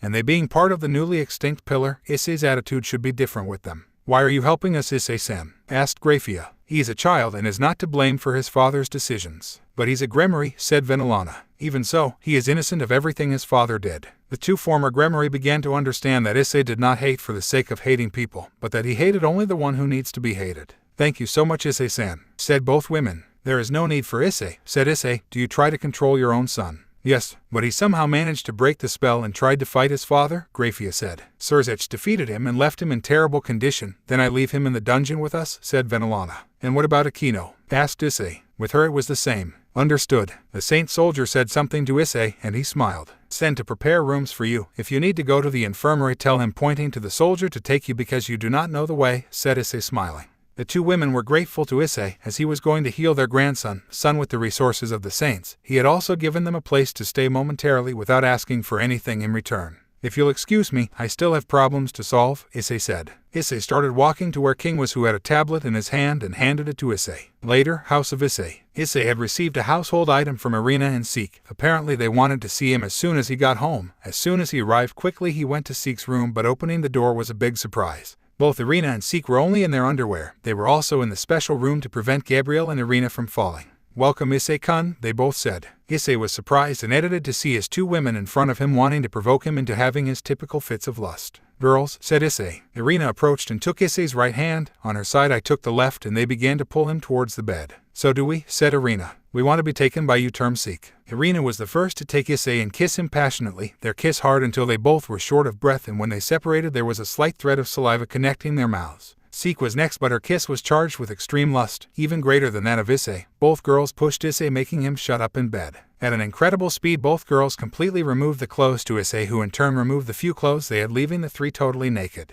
When they expected it, they were already in full action and in the next potion. Issei was sitting on the edge of her bed while Seek moved up and down. Irina was sitting on the dragon's right leg, brushing her intimacy and feeling her thigh being covered by Irina's liquids, who calmly kissed Seek. Two of his women who loved him fervently. Issei couldn't think of anything better as he licked Seek's breast desperately, and his hand played with Seek's intimacy. Issei began to move her hips to deepen the contact with Irina, while attending to Seek. Both Demono and Angel looked at each other blushing, while their excitement forced them to kiss with great passion. Hearing the moans of pleasure of the man for whom they fell in love and shared at that moment, out of nowhere they decided to change position. Now Irina was leaning on her hands and knees, licking the intimate of Seek, while being penetrated by Issei, who was sunk in her lust. Issei also did not stop attending to Seek, to which she did not stop basing and massaging her breasts. He took them tightly as he explored the albino cavity with his tongue. Both girls released moans of pleasure they received from Issei. Out of nowhere, Issei began to be more abrupt with them and rolled away from his aura of dragon power. Issei's body began to heat up as a thin cloth of power covered around the three, and the girls began to feel a change. Issei's aura made their bodies more sensitive, and when Issei started licking Seek's breasts to instantly catch them with her teeth in a smile of lust, Irina felt the extreme pleasure all over her belly as Issei filled her inner completely. The demon and Angel released a scream while at the same time reaching their climax.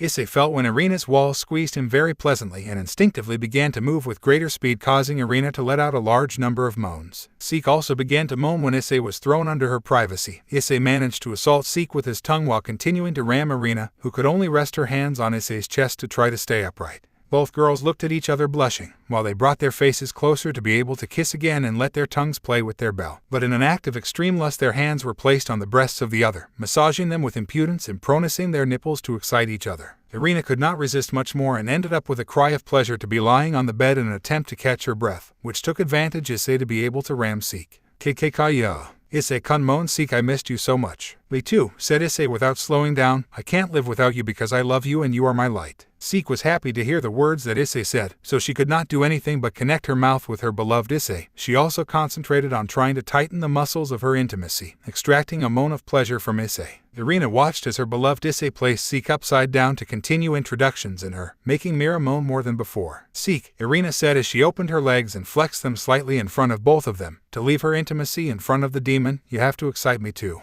The demon smiled lustfully as her tongue went to the angel's intimacy, and all while still being penetrated by Issei. Seek was lying face down with Irina on her. Their intimacies were together, and Issei decided to place her member at the point of friction, touching the sensitive points of both girls. Issei had an idea. He inserted his fingers inside the girls, playing with their intimacies and with their second cavities by gently pressing his index finger. Feeling the contact, both Seek and Irina felt their legs fail them, and Issei could see how the excitement of both increased to the point that the three of them came together. The three boys could not take it anymore, settled on the bed to rest and regain strength. Out of nowhere, the door of the room began to open, revealing the first three girls of Issei, who were blushing and excited. "Love, I also want to receive your love," said the excited Roswis. "I too, Issei-kun," Gabriel said, fiercely blushing. "Master, I can't stand without you anymore," said Tiamat. Issei was just smiling forcefully as the two girls he had just had sex with got up and sat on the bed watching him with a smile. Issei could also see Roswis lock the door and began to undress with the other two. "Tonight you will compensate us," said Gabriel. "From the days you weren't with us," Tiamat said.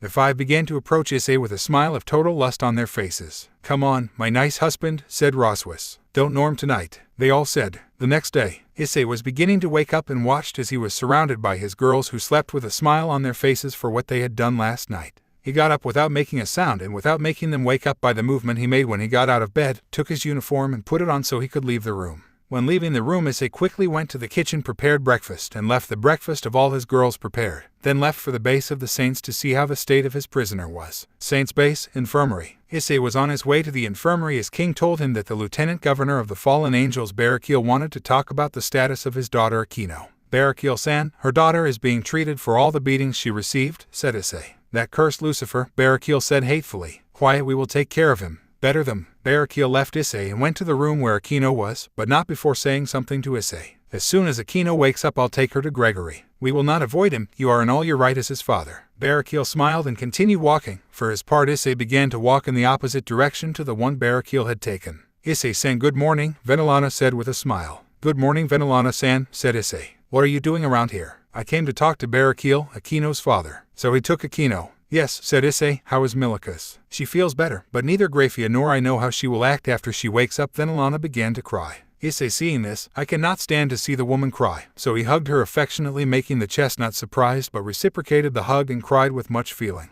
I have a proposal for Grafia-san and you, said Issei. Leave you, said Venelana with an adorable pout. Issei began to walk to the room of Milikas. Venelana, seeing the seriousness of Issei, began to follow him. Once inside the room, the two girls waited anxiously for what Issei would tell them. Grafia-san, Venelana-san. Let me change Milika's memory, said Issei. The two girls were shocked at what they heard, thought about it for a few minutes, and came to the conclusion that it would be better for Milikas to forget everything that happened. How much will you erase his memory? Asked Grafia. All of it. I'll replace it with a new one, Issei replied. How will you do it? Asked Venelana. With the help of the Big Red. What will you put in his memory? Almost the same. I'll just make you think that your father abandoned you and you three joined the Saints a long time ago before he was born. Does that mean, said Grafia, surprised, that you are already part of the Saints? You will also have a house in Ku and to pay. Issei practically gave them the opportunity to start a new life with the Saints. They would forget their past and would not be alone, since apparently Issei would support them. Venelana felt something in her chest that she had not felt for years, since she for years did not love her husband and was only with him so as not to look bad in front of her children. Now came Issei and made him feel like the first time he fell in love. Grafia felt grateful to Issei, who did everything possible to help her son with his injuries. At the same time, she felt a little attracted to him, since her husband stopped paying attention to her for a while. We accept everything, they both said.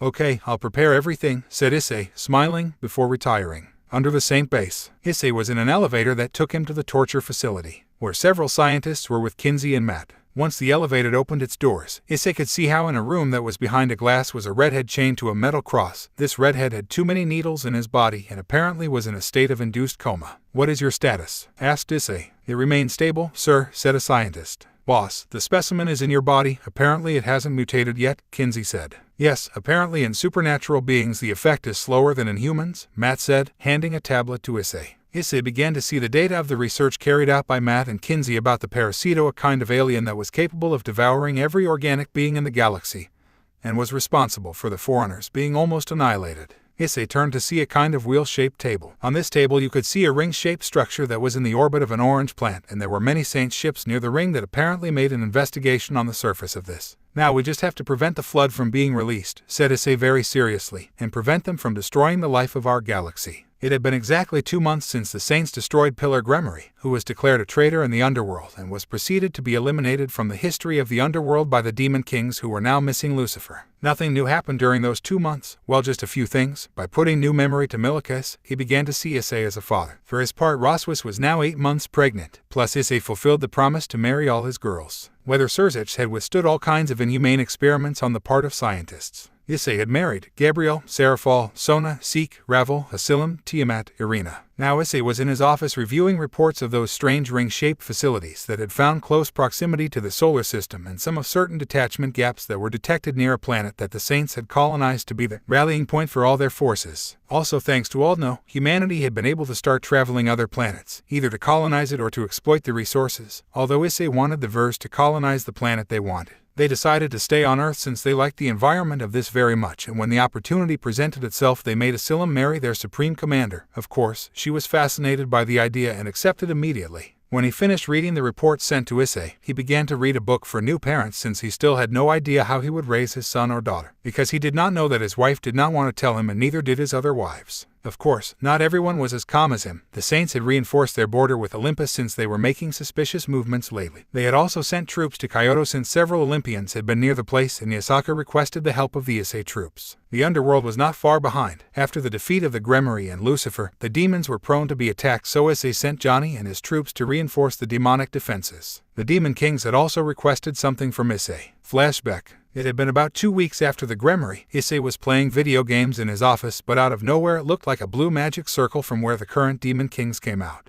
"What's wrong?" asked Issei. "Issei-chan, we have a proposal for you," said Seraphol. "Which one?" "We want you to become the new Lucifer," said Philibium. "What?" Issei cries in amazement. "But even if I say yes, I am no longer a demon." "That's not true, since a portion of you is still a demon. To be more exact, it's your soul," said Ajika. "My soul?" "Issei-chan, even if your body and blood is of a dragon, your soul is still of a demon," Seraphol said. "But don't worry, we just wanted to inform you," said Ajika. "And since we have already done our work, we retire and hope that you will accept the name Issei Lucifer," said Philibium. And with those last words, both kings, Philibium and Ajika, retreated to the underworld, which was in chaos because of the loss of Lucifer and the strongest pillar. "Will you accept?" asked Seraphol. "I don't know," Issei replied. Seraphol approached her fiancé and began to kiss him in a loving and lustful way. For his part, Issei did not hesitate to reciprocate the kiss and placed one of his hands on the chest of his fiancé. "Kaya, Issei-chan." Issei was about to eat his fiancé, but since he was in working hours, a damn call Heizo to stop very reluctantly. End of flashback. "What are you?" asked Issei. "Partner, I think you should check with your girls or someone you trust," said Didrag. "Then what do you propose me to do?"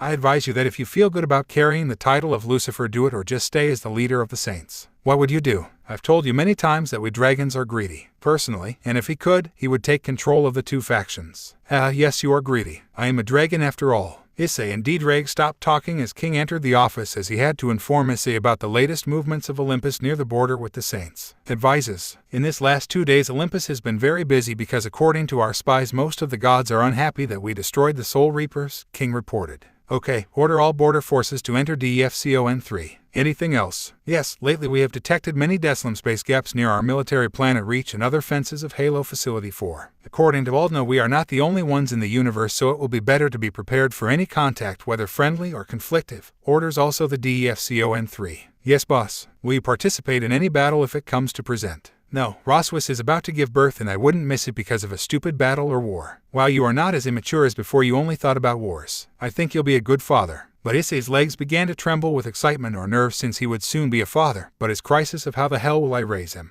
was still very present in his head. "Quiet, boss, you will do well." As if he could read Issei's mind, King tried to give him words of encouragement, since he knew that Issei was not one of the people who thought things much. But that changed in the chestnut since he returned from Vers. Issei has been reading many fatherhood books. "I hope so," said Issei, "by the way." But out of nowhere the door opened, showing Pierce with a nervous face and very tired, since apparently he came running. "What's wrong, Pierce?" "Chief, we lost communication with the planet Onyx," Pierce said. "How did we lose communication?" Issei cried. "We only detected several desolate gaps. After that we lost communication with the surface of the planet." "What about communication with the fleet?" asked King. "We lost its signal a little earlier than with the planet." King and Issei were surprised at what Pierce said. "Is it a failure? Or what attacked us?" were the questions that hovered over the heads of both Saints. "Better safe than sorry, boss," Pierce said. Issei and King understood what Pierce meant. "King, Pierce, it seems that before I go on leave we will go to Onyx. Prepare a fleet to leave immediately," order Issei. Onyx. Moments before, Oleg was on the surface of the planet watching scientists study structures they identified as foreigners. Not only that, he also saw how the city that humanity built on the planet was prosperous, and hoped that the other colonies or cities of the other planets would be like that for a better future for the different races that inhabited the Earth. But what got him out of that thought was that one of the soldiers guarding the scientists approached him to give him an emergency message. "What's wrong, soldier?" asked Oleg. "Sir, the space base has detected several desolate gaps near the planet," replied the soldier. "Are you sure?" "Yes, the fleet awaits your orders." "Tell them that I command that." Since the sky was cloudy, everyone could see how the clouds began to see lightning and slight explosions of blue, and then let's see a gap and a ship coming out of it. The white ship with blue lights and huge. From the bottom of the ship began to come a smaller but in an exaggerated amount, and these began to attack the city. Oleg's order was to protect the civilians and kill the aliens. The Saints did not wait so long to enter the fight, as quickly their pelicans, shuttles, ravens, and cataphractos took to the skies to fight the enemies or to deploy troops. Of course, the ground troops were only soldiers and tanks defending civilians from enemy ships. Of course, everything changed when slightly larger ships began to land to deploy their troops on the ground. These ships began to leave their troops, which of course were surprising for the Saints since they now had to fight against real aliens. Some of the enemies could measure about 2.24 meters if not more and looked like reptiles. Humanoids wore armor of different colors and carried something similar to assault rifles or blue two-cornered swords. There was also a species of birds, humanoids that seemed to carry a blue shield and something similar to a gun, also some small humanoids that carried a kind of bazooka or something similar to guns. But to the surprise of all the Saints was that many screams appeared revealing endless cruisers who began to deploy their forces all over the planet.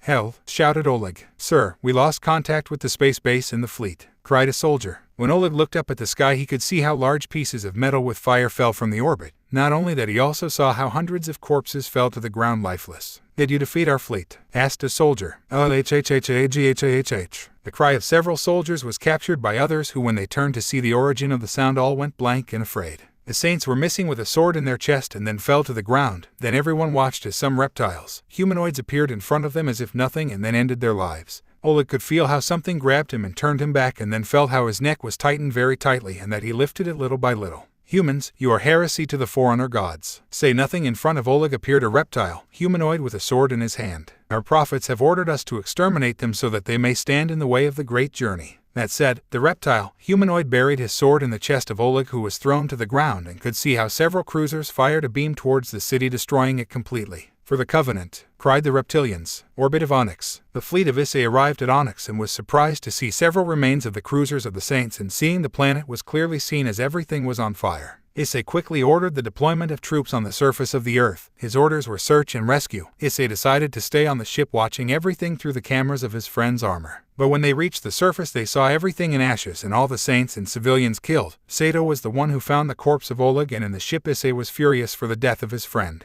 The Saints found the recordings and survivors who told them about the entire attack that took place in Onyx by unidentified and clearly hostile aliens. Issei, seeing everything lost, ordered that the fallen be taken to the ship so that he could give them a dignified burial on Earth. Then he only ordered them to return. Issei's house, 3 days later. After returning from Onyx, the Saints honored their brothers and sisters who were killed during the attack on Onyx. Issei visited Aldno, who told him everything he needed to know about each race that appeared in the few recordings that had been rescued. Issei also checked how his premonition became almost true since the place attacked had not been Hyacinth. The days passed and the Saints tracked the so-called Covenant through various parts of the solar system and what little they had explored of the Milky Way. For his part, Issei was more nervous than ever since Roswus was apparently already beginning to feel that it was time to meet his baby, and felt a chill along with excitement when he saw Ravel interrupt in his office. "Issei-sama, your baby is about to be born," said the little phoenix. Hearing that, Issei felt excitement, happiness, and many other feelings that began to manifest as he walked towards Ravel with a smile and then fell to the ground with a pure face. "Issei-sama." When Ravel approached Issei, she saw how he had fainted from excitement and happiness. "You idiot, your child is going to be born and you faint," cried Ravel.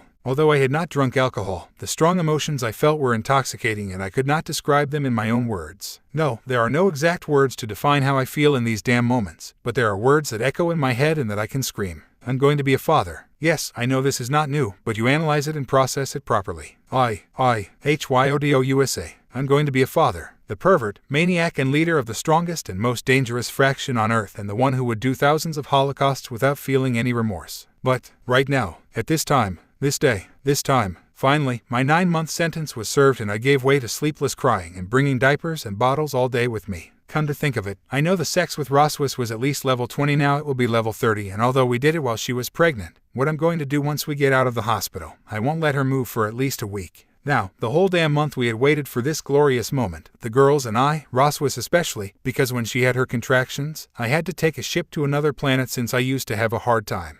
But now it is different because I do not want to miss the birth of my son or daughter. Although at this moment I can only yawn while I observe my Odroso face reflected in the mosaics of the floor of the Santis hospital, and I only have one thought: I am sleepy. "Issei, do you want to calm down?" said Akuo. "If you tides with so many turns you give," complained Sato. Even if they complained, I didn't listen to anyone, not even my other wives who were just as anxious as I was. But now that I remember it, I was so busy with my anxiety that I forgot that my team, my lieutenants and the leaders of the angels, Fallen and Asgardians, were also in the waiting room. Didn't they think that these wretches would be left with the desire to come? Right. They practically invaded my base and entered when I least expected it, and I was even left with a moral. Nobody should make Azazel and Michael angry. They practically became demons when they entered by force. But that was similar to a parody, since Ross was shouted through the speaker of the base Issei. I broke sources, and in that way I got up in a fury of my fainting, but this caused a chain of events that now that I analyze causes me laughter, since Ross was released in microphone. The Godmother's Rangers arrived and took her to the medical wing of the base, and I couldn't even say anything. Of course, it would be better not to face the Godmother's Rangers consisting of Venelana, Grafia, Gabrielle, and practically the rest of my girls. From that fight I do not leave alive, or in my wildest dreams I would manage to defeat them. But finally I managed to arrive, breaking the doors of the hospital. I know that the repair will cost me. I managed to see Grafia and Gabrielle, who received me with beautiful smiles. Roswas is being prepared, Gabrielle said. So we must wait in the waiting room, said Grafia. And that brings me to the present moment, that is, as technically I already made a trench in the floor. In the midst of my despair, the door of the happy room of evil opened, and through it came a dwarf in a doctor's coat, because obvious idiot is the doctor who is attending to your first wife.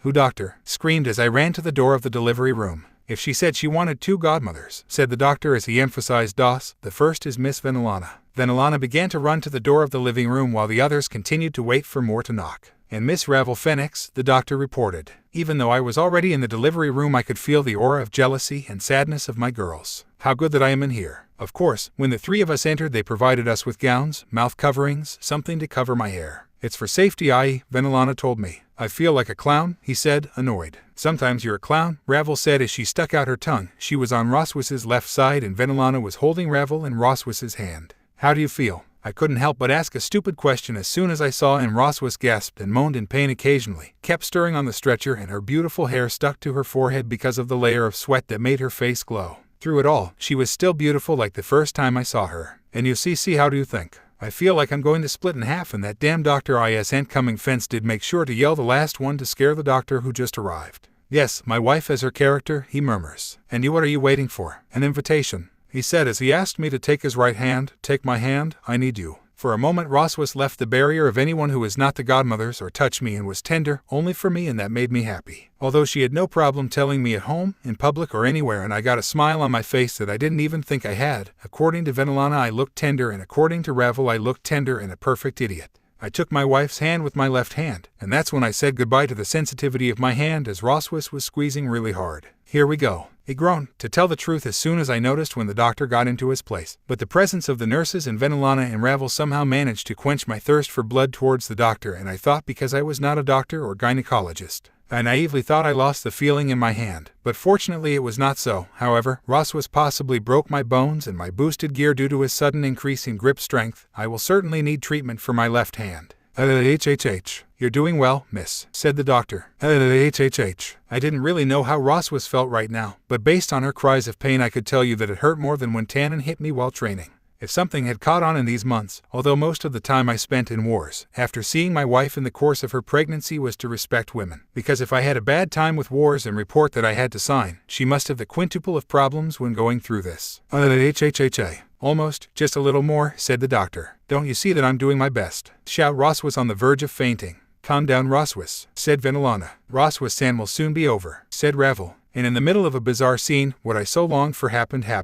It's a boy, cried the doctor. Don't tell me, shouted the godmothers of my wife, who thanked them with her eyes. Roswas looked like he would be out of combat in a short time. Damn it, I was the only one who didn't know the damn sex of the baby, but now I know it's a boy and I can relax more. Why? Because if I was a child I would not be so calm thinking about everything I would have to buy, and being a boy things are easier for me. I want to see him, Roswas said as he heard the child's cry. I, for my part, could not even move a single muscle. My son was beautiful. Regardless of whether it was bathed in blood, it was a small lump that caused me tenderness to see it, and when I could carry it, I could see how its eyes were like Roswas's. Roswas's facial expression changed to one he had only seen when stroking his bulging belly in recent months, the expression full of affection and tenderness. Hello, my baby, Roswas spoke affectionately to my child, who stopped crying as if I had put a spell on him. I am your mommy and your daddy. Instinctively I approached to see my son in my wife's arms, and they your godmothers Venelana and Ravel. But at that Roswas yawned. It's time for the mother to rest, and he is taken to the newborn area, said the nurse. Sir, I could see her whenever I wanted, the sexy nurse told me.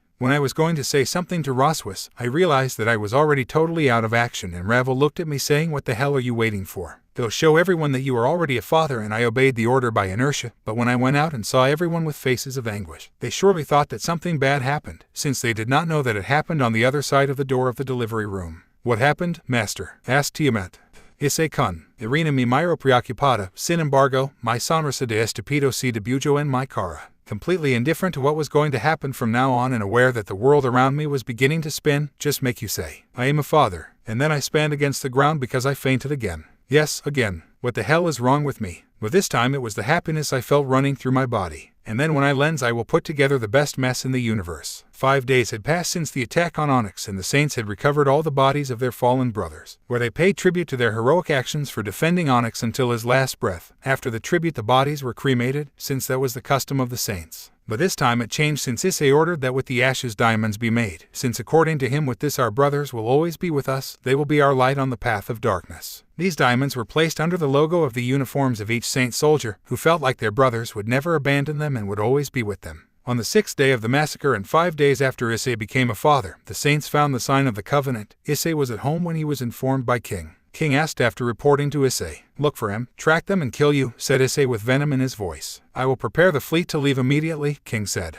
"Understood." Issei began to walk towards her son's room where Roswis was feeding her baby. Issei, seeing them, felt like all their problems disappeared. Roswis asked, "We found the covenant," replied Issei. "I see," Roswis said wordly. Issei, noticing his wife's tone of voice, approached her and he kissed her and then gave his son a kiss on the forehead. "What should I do?" asked Issei. "Whatever you think is best, you know we'll support you in your decisions," Roswis replied in a sweet voice. "That's the bad thing. Before, my decisions did not affect me so much, since with them the Saints progressed. But now it's different since I have a wife and a son," Issei said. "You actually have more than one wife," Roswis said with an amused tone. "That aside, I just gave the order to prepare a fleet to go against the Covenant. But this time I'm afraid to lead the attack," Issei said. "Love, you never show fear, and I know from experience that you always have the best for us," said Roswis. "But," Issei was interrupted, "you are the leader of the Saints, you are the legendary Securiute, but above all things you are my husband and nothing will change it. So go and kill all those who oppose us. Our son Haruka and I will always wait for you," said Roswis. "Even so, I'll give Johnny the lead," said Issei. "Understood, love," Roswis replied, relieved.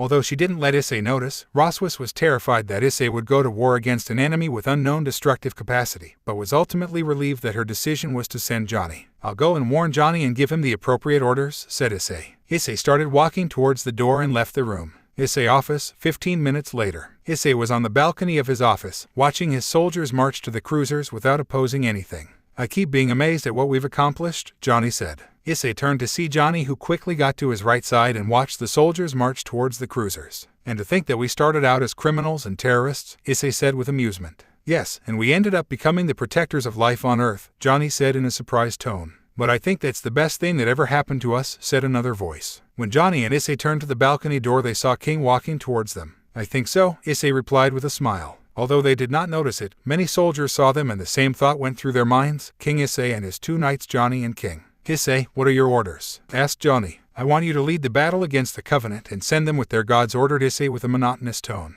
"Understood, Supreme Commander," replied Johnny. Johnny quickly left the office to head to prepare for the battle he would witness. "What shall we do with Olympus?" asked King. "What do you want me to do with them?" asked Issei. "They've been moving most of their armies to our border," King replied. "What is the fleet that is guarding the border?" asked Issei. "The 7th Fleet, why?" asked King. "I want you to take command of that fleet, and if the Olympic armies enter our border without permission, shoot burning clothes," ordered Issei. "Understood, sir," King replied. Once King left the office, Issei breathed a sigh of relief that ended when a black-haired girl appeared from a magic circle. "Are you already good for the answer?" asked Issei. "Yes, we want to know what your decision is," the girl asked. Issei approached the girl, took her waist and gave her a passionate kiss on the lips. The girl ran her arms around Issei's neck and deepened the kiss he gave her. "Tell them I accept, Seraphol," said Issei with a smile. "Issei Lucifer," Seraphol replied with a smile. "Are you really going to wage war on Olympus?" asked Seraphol. "No, unless they start it," replied Issei. "I don't think they'll start it since now you also have the army of demons at your command," Seraphol said in a challenging voice. "Of course no one will oppose the Saints," said Issei in a happy voice. Having to do her job as a demon queen, Seraphol retreated by a magic circle. For her part, Issei began to think about certain plans she had. Diedrag asked. Of course, Diedrag could easily see what he imagined or know what he was thinking. Replied Issei mentally. "Aha, aren't you satisfied with being a demon king already?" "Apparently not." "Yes, you are a greedy dragon to be able to control people." "Do you think so?" Aha, I hope you can keep your will, O future demon emperor, Issei Lucifer. Of course I will. But why do you want to turn the human and supernatural system into a dictatorship? Easy, so we can all live with the other races of the earth, and if someone like the Covenant tries to attack the earth again, we will be more prepared with a large army to be able to face them and guarantee the survival of the earth and the people who inhabit it. Wow, I don't know if that's too stupid or something that's truly noble. I can count on your help, right? Of course, mate. Underworld, Hall of Kings. The 3 demon kings were gathered and glad that a new demon king, Lucifer, would soon be crowned. Does that mean that our army is now part of the army of the saints? Asked Ajuka. I think so. Many demons will join their ranks as they fear their power, Seraphol said. But in this way we will guarantee the safety of all demons and no one will dare to start a war against us, said Philibium. It is certain that both sides will benefit. The saints will get more soldiers and we will get protection for our civilians, concluded Ajuka. Yes, I wonder what would have happened if the Gremrys hadn't betrayed Issei, asked Seraphol. Gregory, Azazel and Shemhazai were shocked by the news they had just received and apparently never thought that this was possible and that it would leave them at a disadvantage but the fallen angels could be exterminated. The news was clearly that Issei, the supreme commander of the saints as well as the current Secretary, had been named the demon king and would soon be crowned. Oh, I never saw this coming, Azazel said, still surprised. Yes, we already have a disadvantage for not having sent a wife for our faction, Shemhazai said with regret in his voice. Yes, but I think I already have someone worthy of that title, Azazel said. Shemhazai asked curiously. It's a secret yet, Azazel said with a sneer. Sky. The archangels were shocked by the news that the demons gave. The bloodthirsty leader of the saints will become the new demon king Lucifer. The supreme ruler of heaven Michael was very surprised and at the same time knew that the army of the demons would work with that of the saints, making them begin to be more powerful. Michael, what are we going to do? Asked an archangel. Nothing, replied Michael. But the army of demons will become stronger when it merges with that of the saints, said another archangel. No problem, my husband will do what is necessary to control them and not raise their power, said a female voice. Everyone saw how Gabrielle appeared from a magic circle. She had a beautiful smile that made a few angels begin to wonder the reason for her extreme happiness since she got married. Gabriel, I hope your husband knows what he's doing, said one of the elder archangels. Don't worry, Raphael, he knows what he's doing, Gabriel said as he put his hand on his belly. Asgard, everyone's father was sitting on his throne. Apparently he took well the fact that the young leader of the saints was named Demon King Lucifer. Father is sure you don't want to interfere? Asked his son Thor. I told you, Thor, I don't care that the demons and the saints fuse their armies, replied Odin. Thor was interrupted by his father. Thor, do you remember I told you about the plan of the child Secretary? Asked Odin. To create an empire? Asked Thor. I see you remember. Yes, he wants to create an empire where all the races of the earth live together peacefully. Obviously some will not accept it, but there are a lot of supernatural beings who wish to live in harmony with humans without having to hide. Equality for all. Is that why you support it, Father? Yes, and if he succeeds in creating that empire he will be crowned as the demon emperor and that means less work for me. Thor did not like that last thing that Odin said since she has known that he only wanted in brothels with young and beautiful women. Then our army will merge with that of the saints, right? Yes, Issei office. Issei was in his office discussing something with the 2 very important people on Earth. Also one of his wives was with them. So, will Issei support me, Big Red? Asked Issei. Of course, this will benefit the human and supernatural worlds, replied the Great Red. Only you will give us 2 titles of nobility, said Issei. Of course, replied Issei. Soon as the war against the Covenant and the Olympians is over, open a world in peace and without wars. Yes, the Saints' Empire would take care of that, thought Issei as he had a big smile. It had been 2 months since the news that Issei would take the place of the Demon King Lucifer had been released. 2 weeks after the news, the young leader of the saints was crowned in front of all the demons and his own saint soldiers. Once everything was done, Issei wasted no time and began to reform the army of the demons to join that of the saints as quickly as possible. But what surprised him was that Michael requested that the army of the angels also be trained and later merged with that of the saints. No other option. Issei accepted that request. In what corresponds to the almost imminent war between the saints and Olympus, Issei decided to dialogue with his gods, so he sent Issei and the Great Red as emissaries of peace to get a non-aggression agreement by hook or by crook. While this was happening, the war against the Covenant was not going as expected, as the saints led by one of the best generals of Issei had begun to lose battle after battle, causing the Covenant to begin to command fleets closer and closer to Earth. Having no choice, Issei decided that the Promethean Knights would go to war against the Covenant by pushing him back with the Saints under Johnny's command, making them move away from the solar system indefinitely since they were not an enemy to underestimate. Now, as far as Issei's dream was concerned, he had begun to pull the strings, causing several human nations to fall under his empire, not just humans, as several supernatural factions had fallen under Issei's command. But well, although he has to go through all the problems of creating an empire, Issei is better able to dodge bullets than to make her a father, since he still has existential doubts about that, but little by little he gets used to it. Everything was normal since Issei began to be his moves to form the empire. His wives knew it would not be easy, but they tried to support him whenever they could, or well, that was until When he seriously thought about going to the front lines against the Covenant, he was stopped by Gabriel, Asylum, Sikvera, and Tiamat to tell him that they were pregnant, which made the chestnut put aside his main idea. But it was not all good news, as Irina, Serafal, Ravel, Junko, and Fujiko took him and locked him in a room next to them, saying that he would not leave until he got them pregnant. That day Issei fought one of the most difficult and pleasant battles of his life, which he saw between good and bad. Good because he had all the pacer of sex he wants. Bad because he had to leave them pregnant and without a child, and struggled now that he would have more serious a nightmare. But all this worsened when the callous and the seduction of mature women making our chestnut slept with them and surprisingly joined the harem of the chestnut tree without him noticing until it was too late. What motivated him was that his relationship with Rasues remained the same and that she only moved away from him so that the other girls could be serum from him, but almost everything else they did together. But hey, it's better to focus on our chestnut. Issei office. In Issei's spacious office they were very quiet, too quiet. Why? Easy. Even though Issei read the financial reports, he had Haruka sitting on his lap while his little head was resting on his stomach, and he slept peacefully next to his father. Wait, Issei. You have matured a lot, partner, said D-Drake. Do you think so? If since that and since you became a father you changed radically. I think being a father made my mind think about things I would never think about, and with that I matured. If that happens with only one baby, I wonder what will happen when the others are born. Don't worry, I ask myself that question too.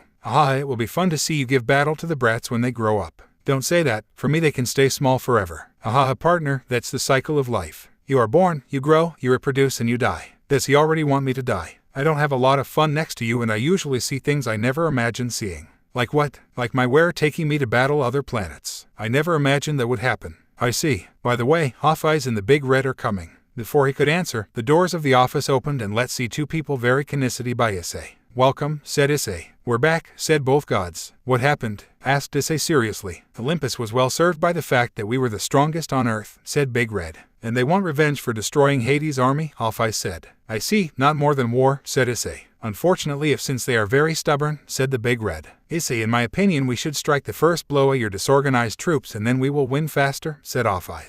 It is true, and it would be easier to make several troops attack your army while others directly assault Olympus and force them to surrender, said the Great Red. I see, and so we managed to get them absorbed into the Empire, Saint, said Issei as he placed Haruka in the baby carrier. Hawkeye, I want to take the 10th Fleet and attack the army of Olympus, order Issei. Right away, said Hawkeye, who disappeared through a gap. Great Red, I want you to take the Legion 510 and subdue the Olympian gods. Your Majesty, understood, said Big Red. The Big Red, like Hawkeye, came out through a dimensional gap, leaving only Issei and his son are good until Rasues appeared. What's up, love? Asked Issei. Nothing, is just that Haruka has to eat, Rasues replied. Rasues took care of her son, who woke up to feel his mother. She approached Issei and sat on her lap and then proceeded to breastfeed her son while Issei ran her arms around her waist. Heart, are you okay? Asked Rasues. I just think about how my life will be a mess with all my children, Issei replied. Quiet, you will do well, Emperor Issei Lucifer, said Rasues. Do you think Empress Rasues? Said Issei, following his wife's game. What Issei didn't count on was that she would blush when he called her by her new title as Empress of the growing Saint Empire, since she still didn't get used to being treated like royalty along with the other girls. Do you know that I still don't get used to the title? Asked Rasues, still blushing. Well, you'll have to do it, my queen, said Issei. Since, by the way, I swallow bad news, said Rasues. And now what happened? Asked Issei. Apparently if you got the girls you were missing, Rasues said. I see, anything else? Asked Issei. If Milik has wanted to spend with you since for him you are his father, said Rasues. If you tell him you can come and play whenever he wants, Issei said with a smile. Gregory, the leaders of the Fallen were in a very important meeting. What was this meeting about? It was the recent threat of the demons, angels and saints who had already merged their armies and were beginning to gain ground by conquering human nations and supernatural fractions and thus creating the Saint Empire under the dictatorship of Issei. I propose that we attack the potential enemy, said a Fallen. Takabil, do you take into account what kind of war we would start? Asked Azazel. I know, but seeing that the saints managed to merge their great army with the demons and angels would give them the perfect excuse to annihilate us, Takabil replied seriously. We can also apply to be part of this new empire, said a Fallen man. It would be the best thing for our race, he said. I hope so, said Azazel. Asegard, the father of all, was with his sons Thor and Vali. They watched as the saints entered Olympus and how the Great Red easily defeated the gods of that fraction. Father, is that why you want to submit to the saints? Yes, for they could defeat our armies easily, said Odin.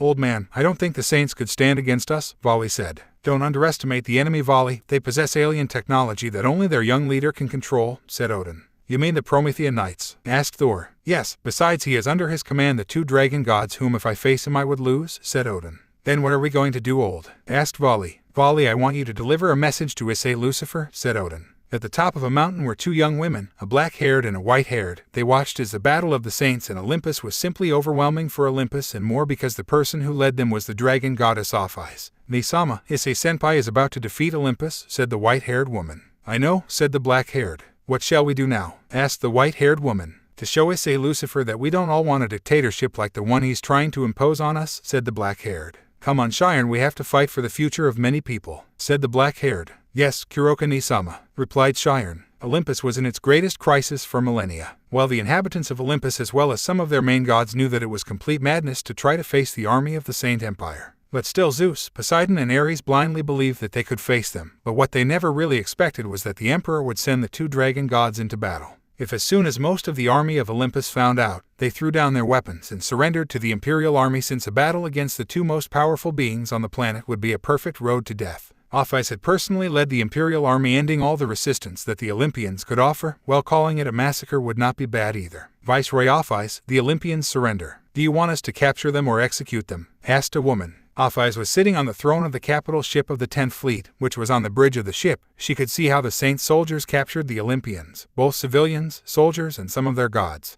"Our orders are to capture Olympus along with most of its civilians," Issei said in a monotonous tone. "Understood, Viceroy. Shall we exterminate your gods?" the woman asked again. "No, just put them in the dungeons. Our emperor will decide what to do with them after order, Issei." "Understood, Viceroy. Now if I apologize I will go to transmit your orders." The woman said goodbye. The woman withdrew from the front of Issei. The goddess of infinity only put on a face of boredom as she watched as the saint ships and some troops began to enter Olympus. Olympus. The Great Red led the fearsome Legion 510 of the saints to the palace of Olympus, and since his entire army was in battle against Issei, it was too easy to enter the capital of his city and from there march to the palace. But why is the 510th Legion so fearsome? Well, since Emperor Issei Lucifer declared the creation of the empire, this legion of soldiers has been doing only missions to kill leaders or factions that oppose the will of Issei. But while returning, the Great Red entered the palace of Olympus. Behind him were all the soldiers of the legion marched inside. Once inside, the saints broke the formation and began to kill the guards, while the dragon god killed the gods who dared to use their powers against the saint soldiers. The battle did not last long. Several gods surrendered once they saw the Great Red enter, while others died trying to kill him. Now he was in front of Zeus, Ares, and Poseidon.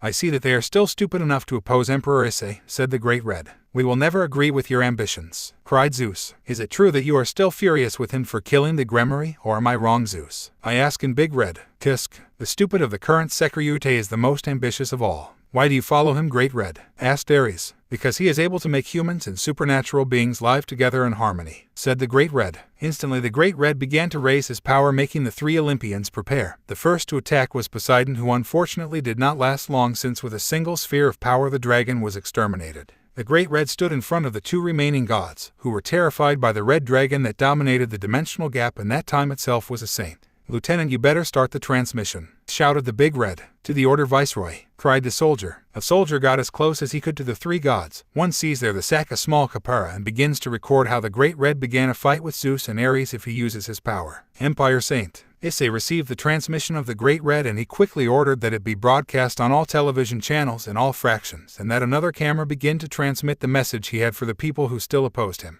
"Inhabitants of the planet, the Emperor of the Holy Empire, Issei Lucifer, speaks to you," said Issei with an air of grandeur. A black-haired and a white-haired woman along with a large number of people watched with horror and rage the transmission of Issei. But why? Well, in addition to seeing him sitting on his throne while wearing the typical clothes of Lucifer, it was also shown how a red-haired man hit Zeus and Ares very easily. "And it can't be," shouted the white-haired. "Issei has defeated the largest allied army," said the black-hair. "If these two women were none other than Kuroka and her sister Kaneko, the saints' opposition leaders. Olympus has fallen into my power, and the gods who dared to defy me are being punished." Asgard, the power of all together with Thor were listening and watching the transmission of Issei and the battle of the Great Red. They looked surprised as the dragon god only played with Zeus and Ares. "It has to be a joke," shouted Thor. "No one has the power to stand up to me, and you better kneel before me." "It is no longer impossible for the Great Red to lend himself to these spectacles," said Odin. Gregory's cotters were speechless. Why? Well, not even in their wildest dreams did they think that Issei would manage to make the Great Red follow his orders or his will as emperor. Azazel, Cockabeel, and Barraquil only looked surprised and with their mouths dangerously open. Next to them was a large-chested black hare that looked only at Emperor Issei while crying to tears. "But if they insist on rebelling, I will make them test the power of the saints as well as that of the dragon gods." "Issei-kun," said the black hare, putting her hands to her mouth and still crying.